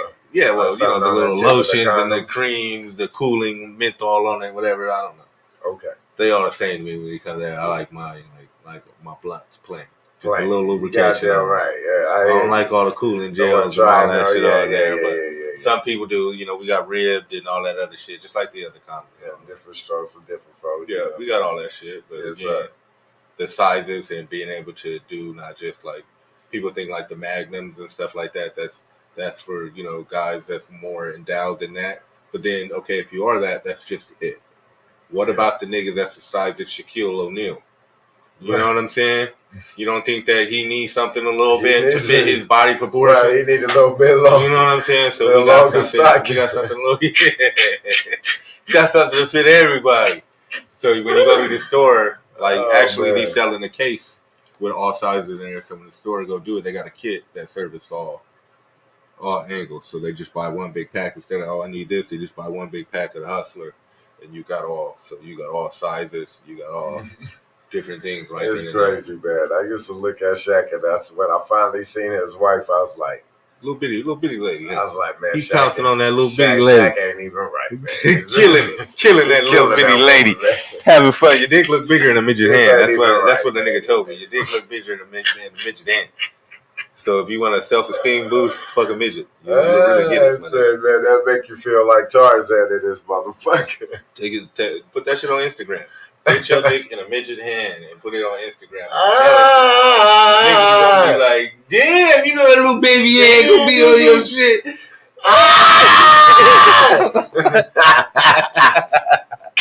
Shit gonna be looking spacious, niggas. Smoking mirrors, fucking filter. You heard? Fucking filter. Get a midget hand. How big my shit? Get a midget hand. Get a midget hand. That's an adult. That midget fucking an adult. Nigga, that's Said she grown in a motherfucker. Hell no. That grown folk hand on that salami. That's where the nigga confidence go up. The nigga standing, bro. It's Superman. That's what it's all about, nigga. Build niggas' confidence level up. You should have a condom. The hustle condom will help you build your confidence level up. You know what I'm saying? Hey, when she see them double and them triple XLs out on the condom, on the seat when you go by, when you pull them in the car, like, yes, nigga. It's about to go down. Yes, nigga. Yeah. I did not buy these to cap. You know what I'm saying? This is not cap. I'm putting these stockings on tonight, nigga. This is not for show. So I'm putting these stockings on, nigga. Oh, man, Lord Jesus. The gas. Yes, sir. I can't even stop laughing at this shit. This shit is ridiculous. That's because the Drake kid here, the real conversation's coming out. The Drake coming in. This is my first guest that I ever had that has a condom product. This is this is dope, and it's informative. It's kind of ridiculous. One thing that I know from the streets and everything, anything with pussy, you always sell. You goddamn right. So like even with the music days and shit like that, I remember I was selling some bottom up DVDs. Like when we first started doing the shit with one-on-one distribution when we was building it up. What's the big shit? Girls Going Wild shit. Oh yeah. And then it was a company, they had bottoms up. And I was like, all right, I gotta make money off this shit. I put these shit. I met the owner. Owner was like, blah, blah, blah. We was at one-on-one. Could you make this what it is? I ain't never sold, like, I call it like low-key porn at this time. This was like soft porn. Soft porn, yeah. Man, I went to an event. I had maybe 1,000, 2,000 copies of them shits. Them shits sold more than the music. Everything. My nigga, the bitches was coming to, hey, let me get this, that. And this was like at the phase of the Girls Going Wild. It was only like showing a little bit of ass, a little bit of this. It wasn't nothing. Shaking some shit. And then I started selling porn. Like real hardcore triple X porn. Wow. Nigga, old men, grandma, teachers, everybody, any type of porn selling. Buying that. Selling shit more than a bathing ape shoe, nigga, and a Michael Jordan shoe. Wow. At that time, like I have all that shit, you know, Jordans, bathing apes, all that, and I have porn. Porn. Pussy sell in any weather. Goddamn right. In any form. That's one thing that I learned. Anything having to deal with it. So any form. You know what I mean? It's gonna be going on. Niggas gonna be doing it. They're gonna be having sexual encounters. All this shit go hand in hand with the music and shit too. Blunts, the condoms, sex and weed, all that shit. Water, you gotta have some water. Look, you ain't gonna blow a bag and go home with the homies. You gonna blow a bag and go home and bust your bitch down. Or you gonna blow a bag with your girl and bust your girl down. You know what I'm saying? I'm not doing this shit for the homies. You ain't never heard about nobody tell a story they had a good time with a pack of cigarettes. You know what I'm saying? Like, remember that time that we smoked that pack of cigarettes and fucked 15 bitches? You ain't never heard that shit. Hell no. But you heard about, remember that time nigga we smoked some weed, had some cocaine, whatever it was. It was drugs, alcohol, sex involved. You know what I'm saying? Go ahead and I want to get to this liquor business, but with Splitterillos, you know, we had that ATF shit and everything, so I learned the boys ain't nothing to play with. Yeah. Feds ain't nothing to play with. So I want to get more educated into the laws and everything of that before I jump back to something else. So I know that brings something different. But I definitely want to do alcohol. I heard it's definitely expensive as far as the licensing. Man, it could be for some people, depending on what you're doing. I know a couple people that had liquor 10, 15 years ago. Fresh bottle, fresh production, everything. And their bread wasn't really that long. They was just blessed to be in a situation. And again, I got a homeboy that got a tequila right now, Venga. Okay. It's booming. He come from money, but he ain't, you know, that wasn't a thing. He just really did that on his own, and he got a premium tequila right now. And he didn't put that much behind it. It's taken off, but it's taking him the long route. He's going the 10-year process instead of, so he's been about 10 years in the game instead of the 1, 2, 3 years. So the money could get you faster look, but I think he's going to be around for 100+ years because he's doing the long route. He's building the infrastructure. It's not a hip hop brand, so the things with what we build as Black people as a community, we got to look at hip hop brands and things like that are 3 to 5 years, just like a rapper. So you got to drink. You got to think. Do you drink Hypnotic anymore? Right. You go like a goddamn fool. You go to the store buy some Hypnotic. Right. So these things going out, you got to try to make things. I was saying, yeah, you got to go do things. Good money, fast money. Look, I'll take it anyway. Nigga, shit good for a year. Run it up till it run out. But 100-year shit, you got to start thinking like that. Shit like that. Things that's going to be more than 5, 10 years. So if you see people that's getting smart right now, putting brakes on shit, or maybe changing the names and how things are packaged, we're really trying to appeal to the masses and not really just towards hip hop. Seeing the longevity of it, like. People don't realize that Kleenex is an actual brand. Right. So you say things like, "Hey, could you hand me a Kleenex?" When you know it's just a piece of tissue, but you're so used to that brand. It's going to be around for 100 years. Right. So you need to start making things that's more universal like that. You know what I mean? It's like Kleenex has a universal name. It's not hood. Like we have hood raps. The name is hood raps. You know what I'm saying? Right, just boom. It can only do so good to where that's popular in that look. But if it had more of a equal common name, something that could do, it might have been able. It's the same cigar. I see, there's Bluntville that has the same cigar in there, the same thing that we did, but the name and the branding on it was wrong. It's hood rats. It's not appealing to everybody. People don't want it in their store. They think it's going to appeal a certain amount of people, and then you have this. It's something like Hustler. This don't look like this may be in the head, this premium cigar. This don't look like it's going to be in the hood. It don't look like a nigga that's just shot 15 people running to the store to buy this. It look like, hey, a nigga maybe after work might wind down and buy a cigar and have a casual cigar. Any common Joe. Businessman or something like that.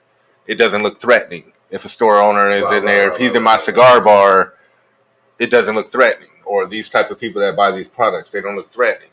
They don't have all these threatening things or what they consider threatening coming in there. They don't have the pistol-toting customer coming in there. You got to look at it like that. So we look at things like as being urban, and we getting this money, this monetary money. But you have other people that aren't our culture, so they're not looking at it like that. They're getting long money. They're not creating a brand for the streets. They're creating a brand for the world. And that's where we sort of be in the box at. We making this for the homie. We doing this for the hood. We doing this for the street. No, nigga, do it for the world. Better do it for the world because your kids is depending on it. You know what I'm saying? Do it for the world. Don't put it in a box. Right. But, we do everything in a box because this is what we train to do as youngsters. You only as big as your hood. You never see the world. Some people, some people never leave their neighborhood. You know what I mean? Some people never get out and get a Greyhound ticket and travel. You got to get out the box. You got to get out and travel. You got to be for everybody. You can't be for one thing. You know what I mean? You can't just do it. You got to be broad for everybody. So with the products, you got to do the same thing. Make it a little bit for everybody. They last longer. Monetary products do go, and they do go well. And if you able to get a product that go, shit, God bless you. But I like neutral names now just from spending my money on things that didn't work that had more urban names. Neutral names seem to give me better return on my investment. The hood raps and the other names and all that shit's fun and that's good for social media, but stores and shit like that really don't pick them up like people think they pick them up. Right. They looking at it like, well, if I invest in this by buying it and get my customers hooked up on it, it's not going to be around in 5 years. Then I got to get them hooked on something else. And people are not really looking at that. So every time when you see a brand, and everybody right now, so if you're thinking about coming out with a blunt brand, you're thinking about coming out with a vape brand, it's a lot of shit you got to think of. So when you look at a store, same way with condoms. So y'all got the vapes too. Yeah, we got the vapes. That shit's hot. So same way with condoms and stuff like that, you got to look at how many people in your market, how many competition is in there. So you got all these people, Swisher and everybody, they had the market for 107 years. It was no black company, it was not that. Fast forward to the 90s, you got people deciding that they going to start their own shit. We wasn't the only one.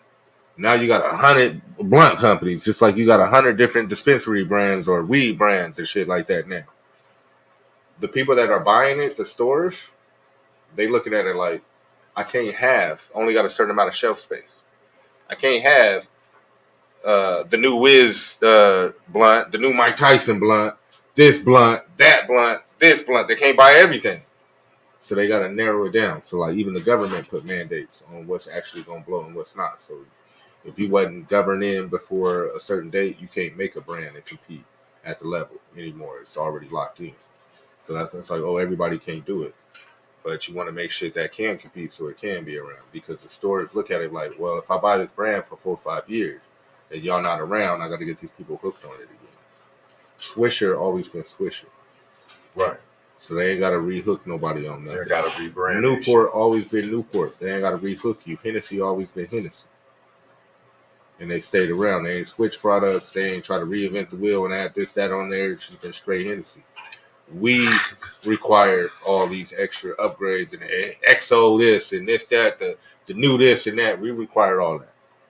But they don't really have the shelf space for it, so they don't like it. So if, let's say if they bought Trouble blunts today and they fill my shelf up with Trouble blunts and the customers come in there and then I decide that I don't want to do this shit no more.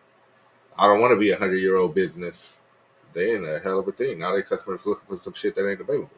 Right. And they trying to sell to the masses or they didn't bought. Right, you know, right. tobacco has a lifetime, shelf lifetime. So they didn't bought a certain amount to last them a certain amount. Now they ain't got shit to do with it. Just like a vape. They want to invest in something that's going to have some stability. I think vape is the worst thing you can do as a company and go into.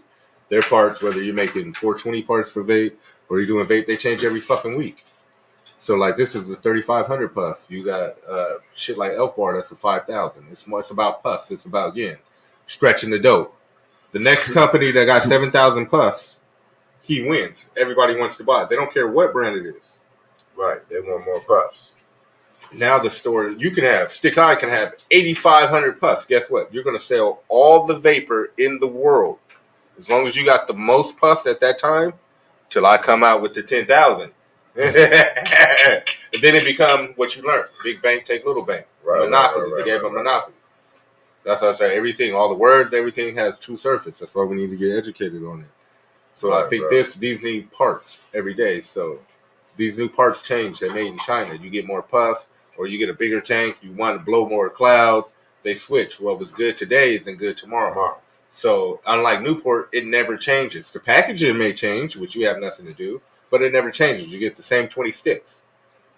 There's no upgrade, no nothing. Right. If you buy a lot of it, you don't have to worry about it. Hey, niggas ain't gonna buy these Newports no more. They ain't selling. Yeah, they gonna sell. They're gonna keep selling. But if you buy the 3500 and niggas are selling 10,000 puffs, of course nobody's gonna buy 3500 puffs when they can get the same amount of puffs for 10,000. You know what I'm saying? Like, I mean, well, they can get for the same price 10,000 puffs. It just ain't gonna happen. That's why I was like, this shit is just trendy. Every vape company right now is just copping on the trend, and if they can be the first to do it and win it or have the cheapest price. We all make the same flavors. We all outsource to China. Nobody doing shit in America because America got different other laws. If they say they do it in America, they bottom tier and only producing a certain amount, so they full of shit. You can't compete. That's I'm like everything's. I hear you. Everything's like once you in the business, you start knowing. Yeah. You start knowing who's full of shit. Full of shit and who's really doing this shit. And that I can see why the government put a mandate that if you're not gonna be a big boy that you can't compete. The store owners get confused. The people get confused. Just think out again how many alcohols that you've been seeing come around in the last 10, 15 years from endorsed by rappers and shit. A lot. They just never made it. Some niggas that's doing this. Look how many clothing lines from Rockaware. You put on you put on some Rockaware right now. I'm gonna look at you like a goddamn fool. You know what I mean? But it's all watered down and trendy. So many clothing lines they're not respected no more. Sort of like the music. Everybody's mass producing music and it's putting so much it has no value to the people that's doing it. You know what I mean? Yeah, they don't have no. They took away the value of music now. Yeah, so they took away the value of the product.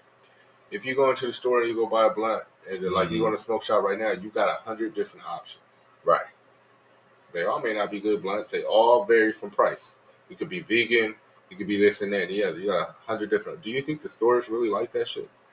Do you think that they really like niggas standing there looking like for 15 minutes and I got this crackhead in my store trying to figure out which pipe to buy? Yeah. You buy now and you leave. So that's why you only have a certain amount of cigarette brands. Hey, nigga, you got Marlboro, you got Newport, you got this. Get your dope, get the fuck out. You got this beer, that beer, that beer, get out. You don't need 800 beers. That's why you got Bevmo in these stores. Where if you want a world of wines, you go there and you can go there for $5. You can go to the wine. But you know, you got the internet. You can do all this shit. But actual brick and mortar stores, they don't want that shit. They want to get Swisher, Backwood, Whiteout.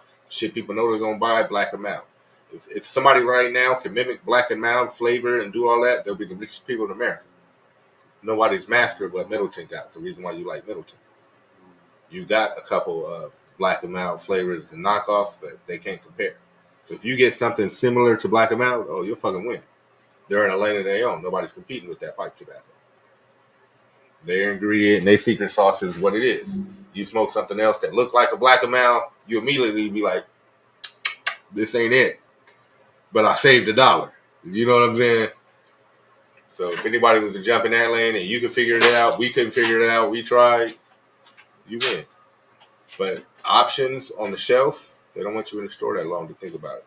They don't want to invest into something that may disappear.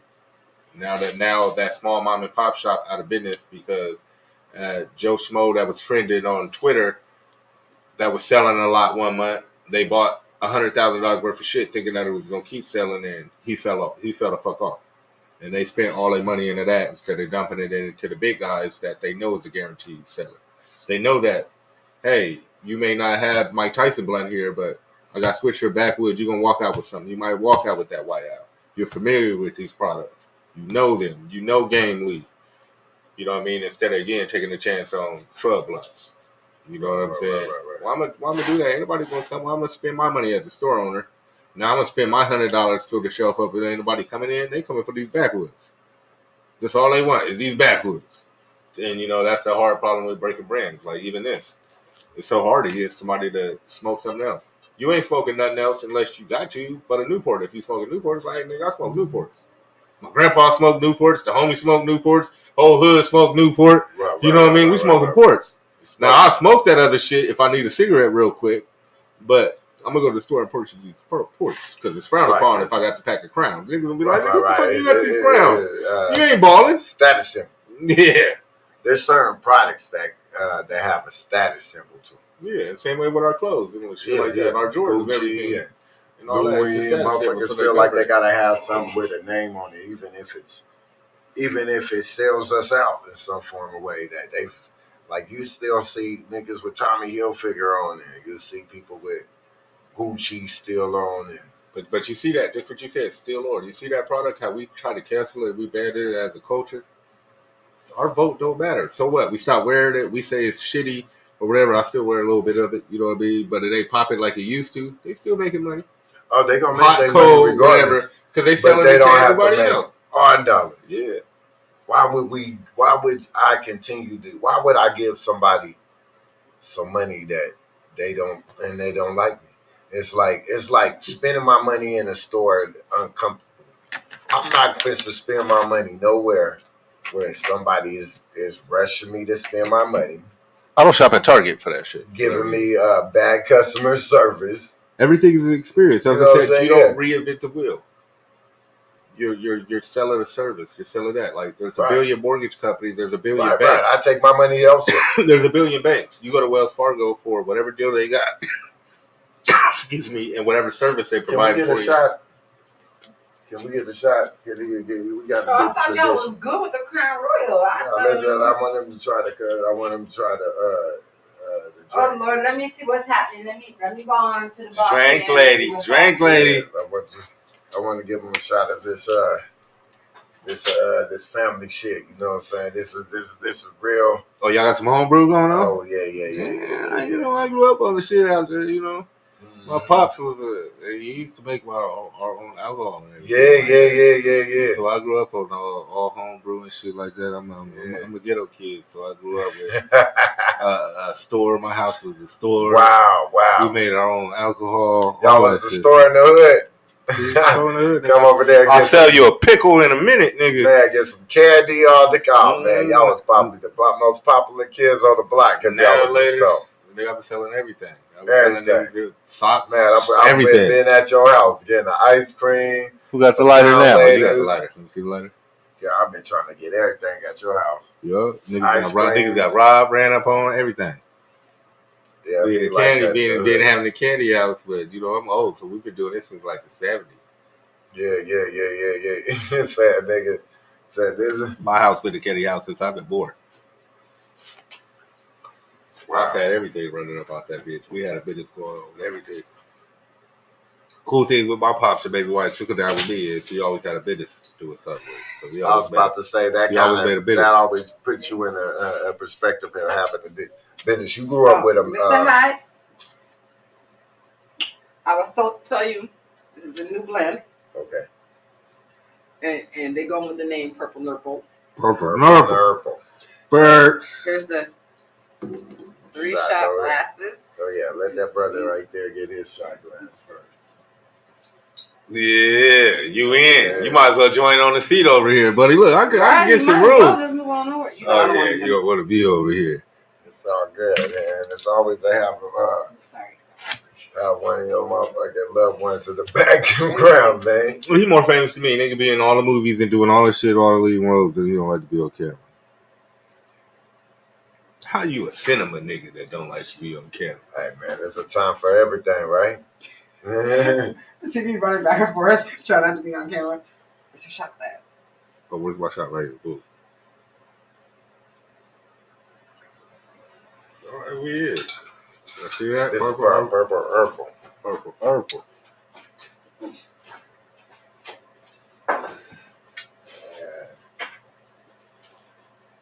Oh shit! Yeah, that's that thing. That's smooth. We go down. I was trying to get the whole taste. Taste the flavor. It's definitely purple. It's purple. It tastes Look at that nigga face right there. Look at that nigga eyebrows. That nigga eyebrows all in his beady and shit. Nigga. That nigga shit all in his scully. Yeah. I ain't gonna say that nigga name, but we call that nigga motorcycle cuz right there. Yeah. I ain't gonna say that nigga name. Y'all now hashtag motorcycle cuz. Y'all figure that nigga out. That nigga on Twitter now. That nigga got a new Twitter motorcycle cuz. That's what I call that nigga. Motorcycle cuz. The nigga on the bike, that's the new thing. Oh no. That nigga with that bike like.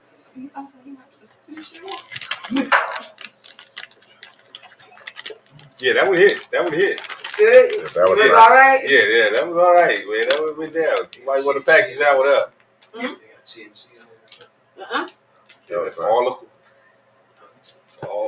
alcohol. Burn your chest. No THC. Sick.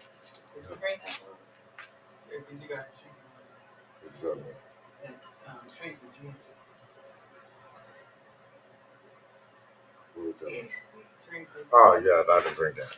Yeah, now he's working on a couple of different flavors right now. So he's doing on testers to see who likes what and everything. Well, yeah, tell him keep testing.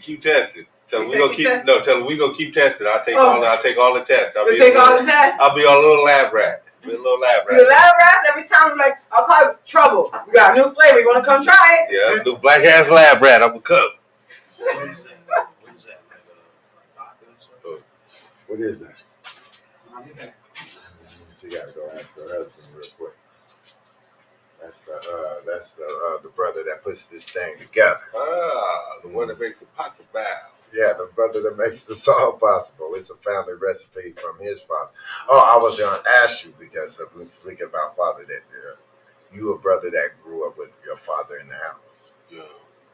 I come from a two family. Yes, okay. So your brother, your father was able to teach you some things. That's a blessing, you know That's what I'm saying? blessing. I come from a 2-parent home. Yes. I'm the youngest of 7. But everything wasn't like everybody thought. My daddy was a gangster. He was also a military man, and he also was an educated activist. How important was it though to just? Very important. I wouldn't be alive if it wasn't for my daddy. Yes, sir. My daddy taught me everything that niggas kill you in these streets. Here, let me show you. Bop, bop. Yeah.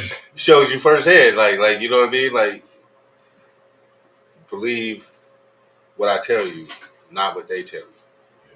And my dad, like, really stressed that. Don't believe what they tell you, believe what I tell you, because I love you enough to guide you right. Everything, because he worked for the government my whole life, so I'm the youngest of 7, so I don't know my daddy like my older brother. You feel me? I don't know him. I wasn't around.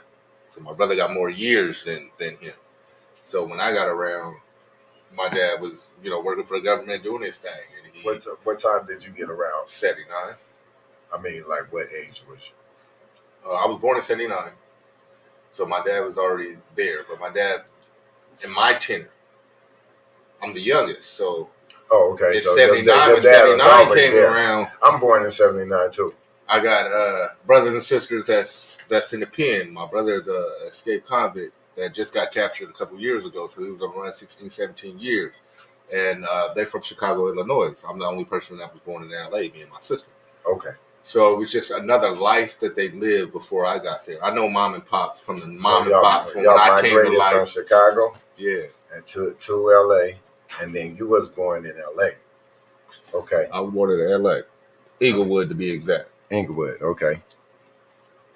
Okay. That's dope. I used to stay right across the street from the old LA, from the old Lakers stadium. Right. Okay. So where the Lakers used to play at, that's where I used to be at. I was actually raised in the Hoover. But I'm from San Bernardino. So you I was raised in the Hoovers. So you was raised in the Hoovers? But I'm from San Bernardino, California. Born in Inglewood. Born in Inglewood. All my family from South Central. That's for my mama. Inglewood is a well-known blood hood, right? Yeah. Right. And all my family from Inglewood. Right. We like South Central as a whole is us. Okay. And then Compton is another city, but that's us as a family. This is my environment. Growing up as young, and then my roots is Chicago. My daddy a wild nigga, and he in the military. Okay. But again, he's a wild nigga, but he educated.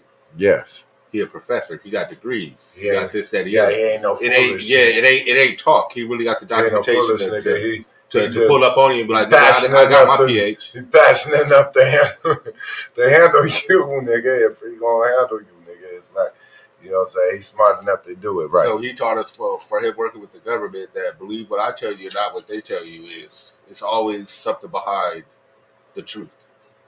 People that love you and people that care about you and fuck with you always go tell you the truth. The people that don't care about you is go sugarcoat shit. They're gonna tell you some shit that benefits them. They want you to do this because it benefits them. So they go say it's the right thing. It's something in it for them. They have a benefit at the end of it. So my dad taught us right and wrong, and there's the white people way, you might as well say. So you go to school, you learn the white people education, you learn your ABCs, your 1, 2, 3, and you learn because that's society. You have to do this. You can't beat it. You learn that. But that doesn't mean that that's gold. But you have to learn this because this is society. So at home, you have to learn we were taught, you know, black empowerment.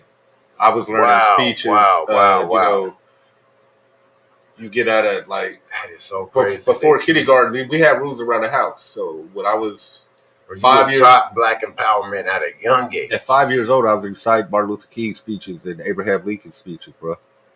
When I was 10 years old, I already wrote the dictionary once. I wrote the dictionary twice. Wow. I wrote the dictionary twice at 16. So it takes you a year to write the dictionary. If anybody want to know, it takes you a year to write the dictionary. These were punishments that we had at the house. So my punishment, if you wanted to go out the house, I need to know what. Write the dictionary. I need to know what Martin Luther King did.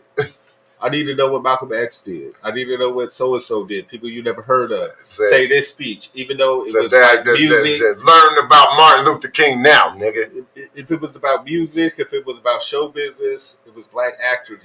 All this shit was a chore to me. It wasn't fun. What was the time frame that he'd give you to learn this type of information? I mean, it really depends on what it was. Some of it was you might get the shit knocked out of you. You know what I mean? He said you need to know right now. Type if you shit. didn't have it, it was a accountability. If you did not, if you don't know the information, he's like, tell me now. I speak proper English because I'll get knocked the fuck out. You goddamn right. For not speaking proper English. That's why my people be like, you speak proper English, you talk white. No. It has nothing to do with that. It's about respect. Respect and getting to the next level. Mm-hmm. I could talk whatever way I want to talk. You damn right. But what was going on in my house? I was not being raised to do what you was being able to do. Right, it wasn't allowed. I get the shit knocked out of me for saying things that weren't proper. Right. In order for you to be where my dad wanted me to be, you got to know this. You got to, again, educate yourself. You ain't got to act white. You ain't got to know this. But you got to know how to act and be around some money. You know what I mean? Around some business. This is what you want to do. Or you're going to die out here, or you're going to be a whiner. Or be in prison. These were your options. So that's why it's like our upbringing was a little bit more stricter and then a little bit more different because my dad was a street nigga. He had two sides, like don't be taken advantage of by the man, and also don't be no punk. So right. You get hit, you hit back. Damn right. And that's how we was raised. You shoot, somebody shoot, you shoot back. That's it. That's all we know. That's all we do. And then you learn the other ways of society. People say, okay, before you strike, you should tell your teacher that you got a problem. You see how I try to say that shit with a straight face? And you see how that shit work and don't work in the real world, but you need to know these processes. Yes, you do know that. To at least have options. To have options, yeah. So you know how to function in their world. You know how to function in both worlds. So you can choose what you want to do. Yeah. That's why I say without a father, I wouldn't have been able to know. My father taught me that, hey, not only will I knock the shit out you, you can get the shit knocked out you. You can get knocked off. How about this? I'm going to show you how quick a nigga can get knocked off. Come with me.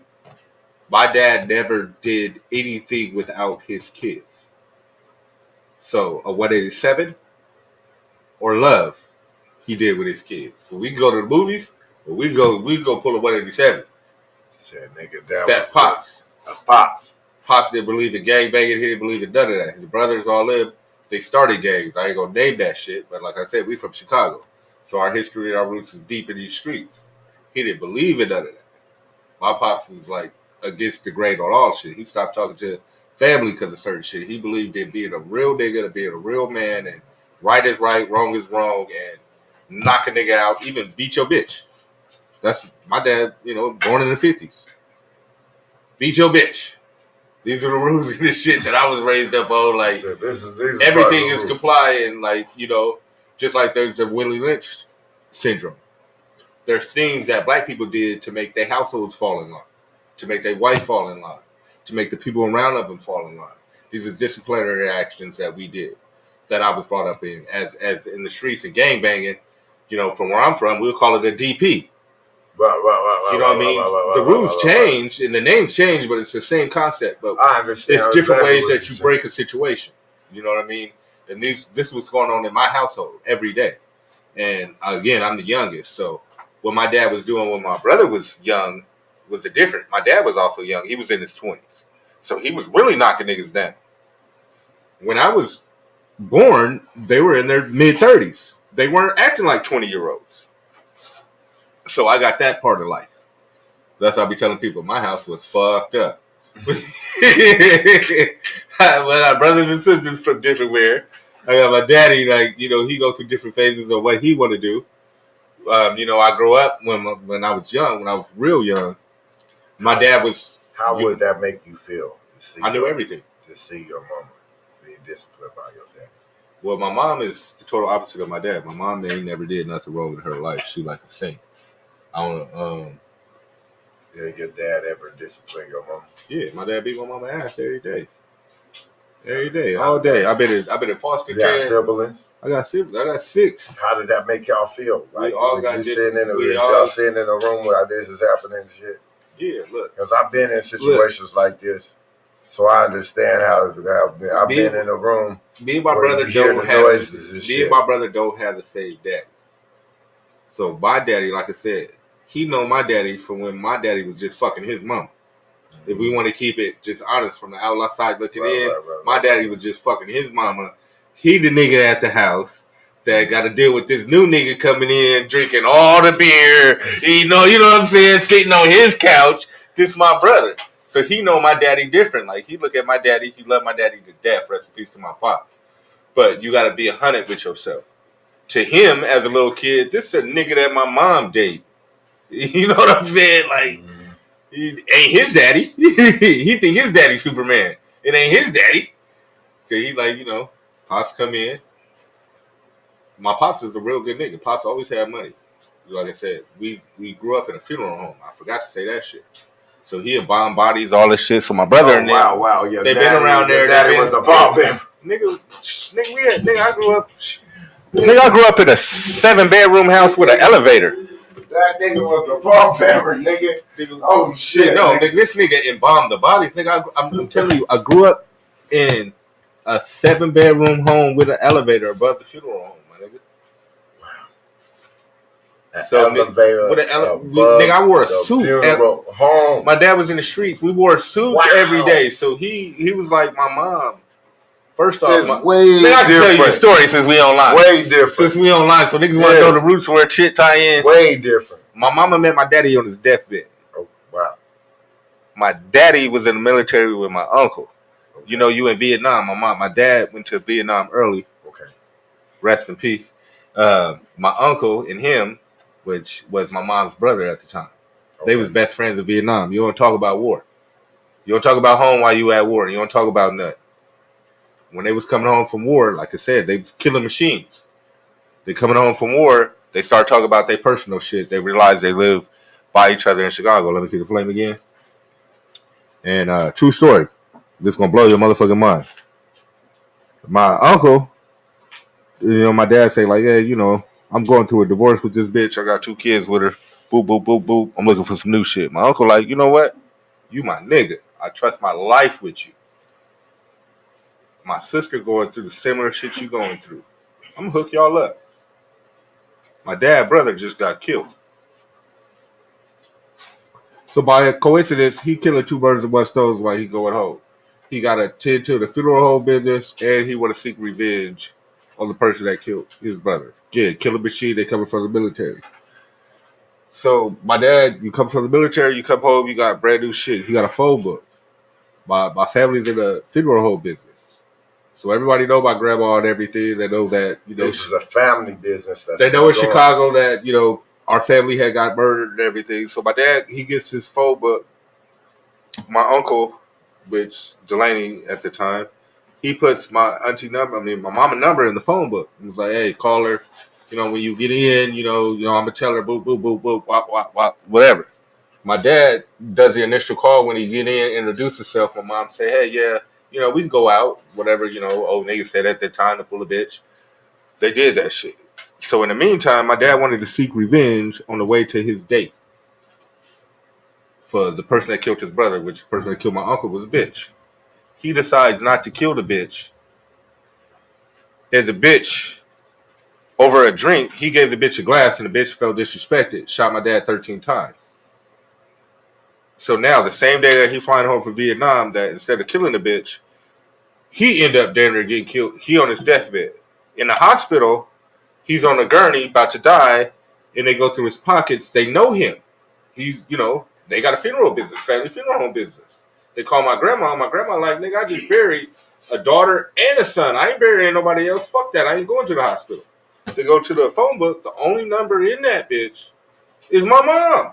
She ain't never met this nigga. She just talked to this nigga on the phone.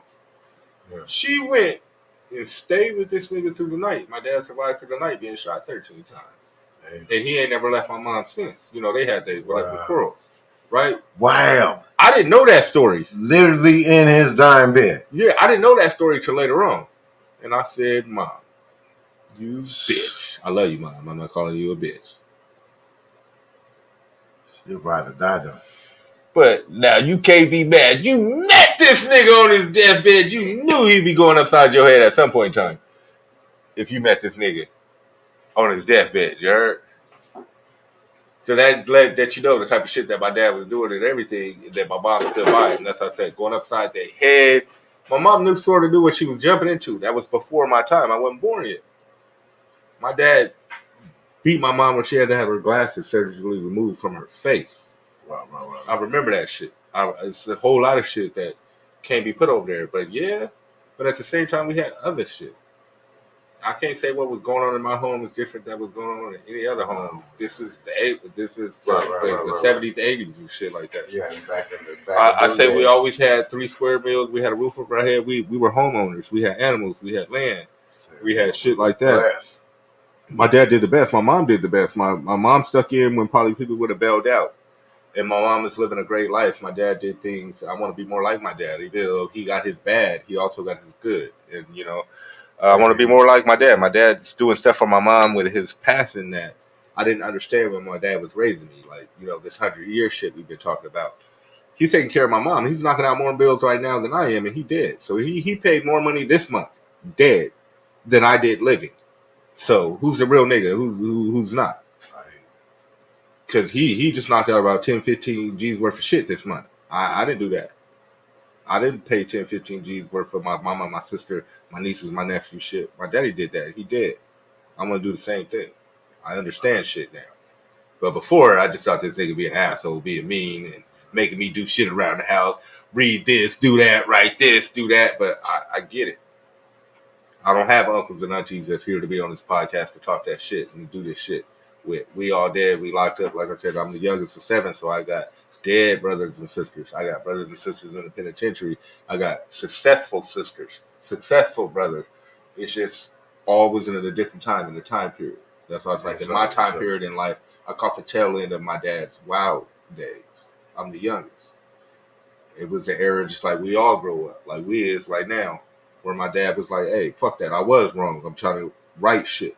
He became professors and, did shit at the colleges and even out here at the high schools and shit in Chandler and shit. And in the 60s, before my time, my dad was an activist and ran for our agenda with known people. It just was before my time. We grasped in as street niggas. You grasp on the negative shit. Like, Pops did this, Pops did X amount of time in the pen. Where I'm from in LA, we brag on that shit. So that's what we grasp on. We didn't grasp on that Pops got all these degrees and he did this, that, and the other. And he changed certain things for the military and all that. We didn't look at that shit. We only looked at what appealed to us. The fun shit. Even now, I look at, like, you know, Pops taught me a lot of shit in these streets. That shit fun, like, where I ain't soft, but at the same time, I can act soft. I can play possum. Where I can be non-offensive to people. And then at the same time, they gotta be your worst motherfucking nightmare. It just depends on what part of the alley you want to see me. He said, "How do you want to see me in the alley at 2 a.m.? with disgruntled? Right. Or do you want to see me in the alley at 9 a.m. in the morning delivering you a case of hustling? Which one do you want to see me in? Which part of the life do you want it? Yeah. And that's where we're able to decipher and decide. I see, like, my life as the Three Little Pigs, like Dead Brother and shit like that. The penitentiary, like, everybody did make their house out of stone. And I see, you know, people made that I stick my own siblings and what my dad and them, as in certain things he did with us. Like I said, I always rode with my dad. There ain't been a felony that my dad ain't committed that I didn't do with him. But as an adult, I didn't grow up to do those things. I don't grow up to put those things on my kid. But now I see why my dad did it. Like, nigga, I'm already grown. I'm in here. This is how life is. You gonna know. You can get your head bust. You can bust a head, or you can change the world. Which one you gonna do? And I chose to change the world. That's what's up. But these options is there, and they ain't gonna change. They for you. You can either take this trip to the penitentiary, like the rest of my siblings and cousins and everybody did, or get in that box, or you get out here and do something. These are your options. But at the end of the day, it all take work. You're going to be the best hood nigga, it take work. You're going to be the best businessman, it take work. You're going to be the best killer, it take work. Which one you going to do? Because ain't nothing free in this motherfucking house. That's where the two-parent household came in. Ain't nothing free in this motherfucking house. You have to do some work around this motherfucker if you want to go outside. Man, it's been a pleasure having you on the show, man. Tell them where you can find, where they can find all your stuff again. Your local store, if you ain't got it, DM me, Trouble Mr. Businessman, Jarrell Lawrence at Facebook. You know what I'm saying? Give you the government. You can DM me. I ain't gonna give my telephone number out. Sunset Wholesale, it's all over nationwide at different wholesalers across the country. TheHustlerCollection.com, and that is TheHustlerCollection.com. You can tune in, tap in to get all our products from vapes, condoms, waters, everything. Some of the back end products, Extendos is still available and stuff like that online in certain areas. And shout out to everybody that fuck with me and fucking with me right now. You know what I'm saying? My nigga right here, Motorcycle Cuz, that brought a nigga out tonight. Motorcycle Cuz is his name? This nigga name is Motorcycle Cuz right now. This nigga new Instagram name is Motorcycle Cuz. This is what we call this nigga in the streets right now. He don't want us to tell his real name. He don't want us to tell nothing. Show his face, so he's known to our nigga community as Motorcycle Cuz. Motorcycle, yes. So I'm gonna introduce y'all to Motorcycle Cuz. You can find Motorcycle Cuz at all the hangout spots. Motorcycle Cuz will definitely be up there, posted like a thumbjack. You know what I'm saying? With all the shit, you can find Motorcycle Cuz. Do not see this nigga at a dark alley at 2 in the morning. Goddamn right. You know what I'm saying? Motorcycle Cuz may get busy with you. See in that motherfucking alley that early in the morning. Yeah. Motorcycle Cuz actually on a motorcycle? Yeah, Motorcycle Cuz is actually on a motorcycle. He owns this. Don't call a Motorcycle Cuz for that. Everything we do is out of here. He earned his name. He earned his name. Motorcycle Cuz ain't got no gangbang affiliation. People call themselves things that don't actually own it. He don't call himself Motorcycle Cuz. We call him Motorcycle Cuz. Okay, I'm saying, but then he on a motorcycle. Yep. Okay, just checking. That's why he Motorcycle Cuz. Nigga be like, who Cuz on a motorcycle? Motorcycle Cuz. Because I ain't gonna tell you that nigga name. I ain't gonna never tell you that nigga name. That's Motorcycle Cuz. Motorcycle Cuz. Anytime where you at, nigga, that's Motorcycle. Who you on with right there? Motorcycle Cuz? I ain't gonna tell you his name. 10 speed, 12 speed. Yeah. Nigga, all in one. That nigga be Harley Loke as far as I'm concerned, nigga. I heard that. Not a Debo bike, right? Yeah, he might Debo you. He got a lot of Debo with you. But no, my nigga do movies and everything. He just be trying to hold back. He be trying to hold back. His face more known than mine. Yeah. That's nice. Yeah, like Rockadollar used him a lot in all his films. So he did a couple Rockadollar films. Yeah, maybe we can get an interview. So with that, maybe we get an interview. Maybe we can get an interview. You know what I'm saying? He gotta talk to his people, talk to them people, talk to the little people underneath that to make the shit happen. This person and that. Alright, well, man, thank y'all for tapping in to the Blunts of Brew show. Blunts of You Bros. know what I'm saying? Man, here with my guy, you know what I'm saying, Trouble. Mr. Bizness. And y'all got the motherfucking business today. You definitely got the business, y'all motherfucker. But tap that like button. Tap that motherfucking subscribe button right the fuck now. Stay protected, stay hydrated, smoke good. Right. We got your whole leaf, we got your premiums, we got everything. Make sure you do it all. Do it good, do it safe. Be healthy. You know what I'm saying? Tap in with Sticc Hyde, motherfucking Soundbox 360. We out.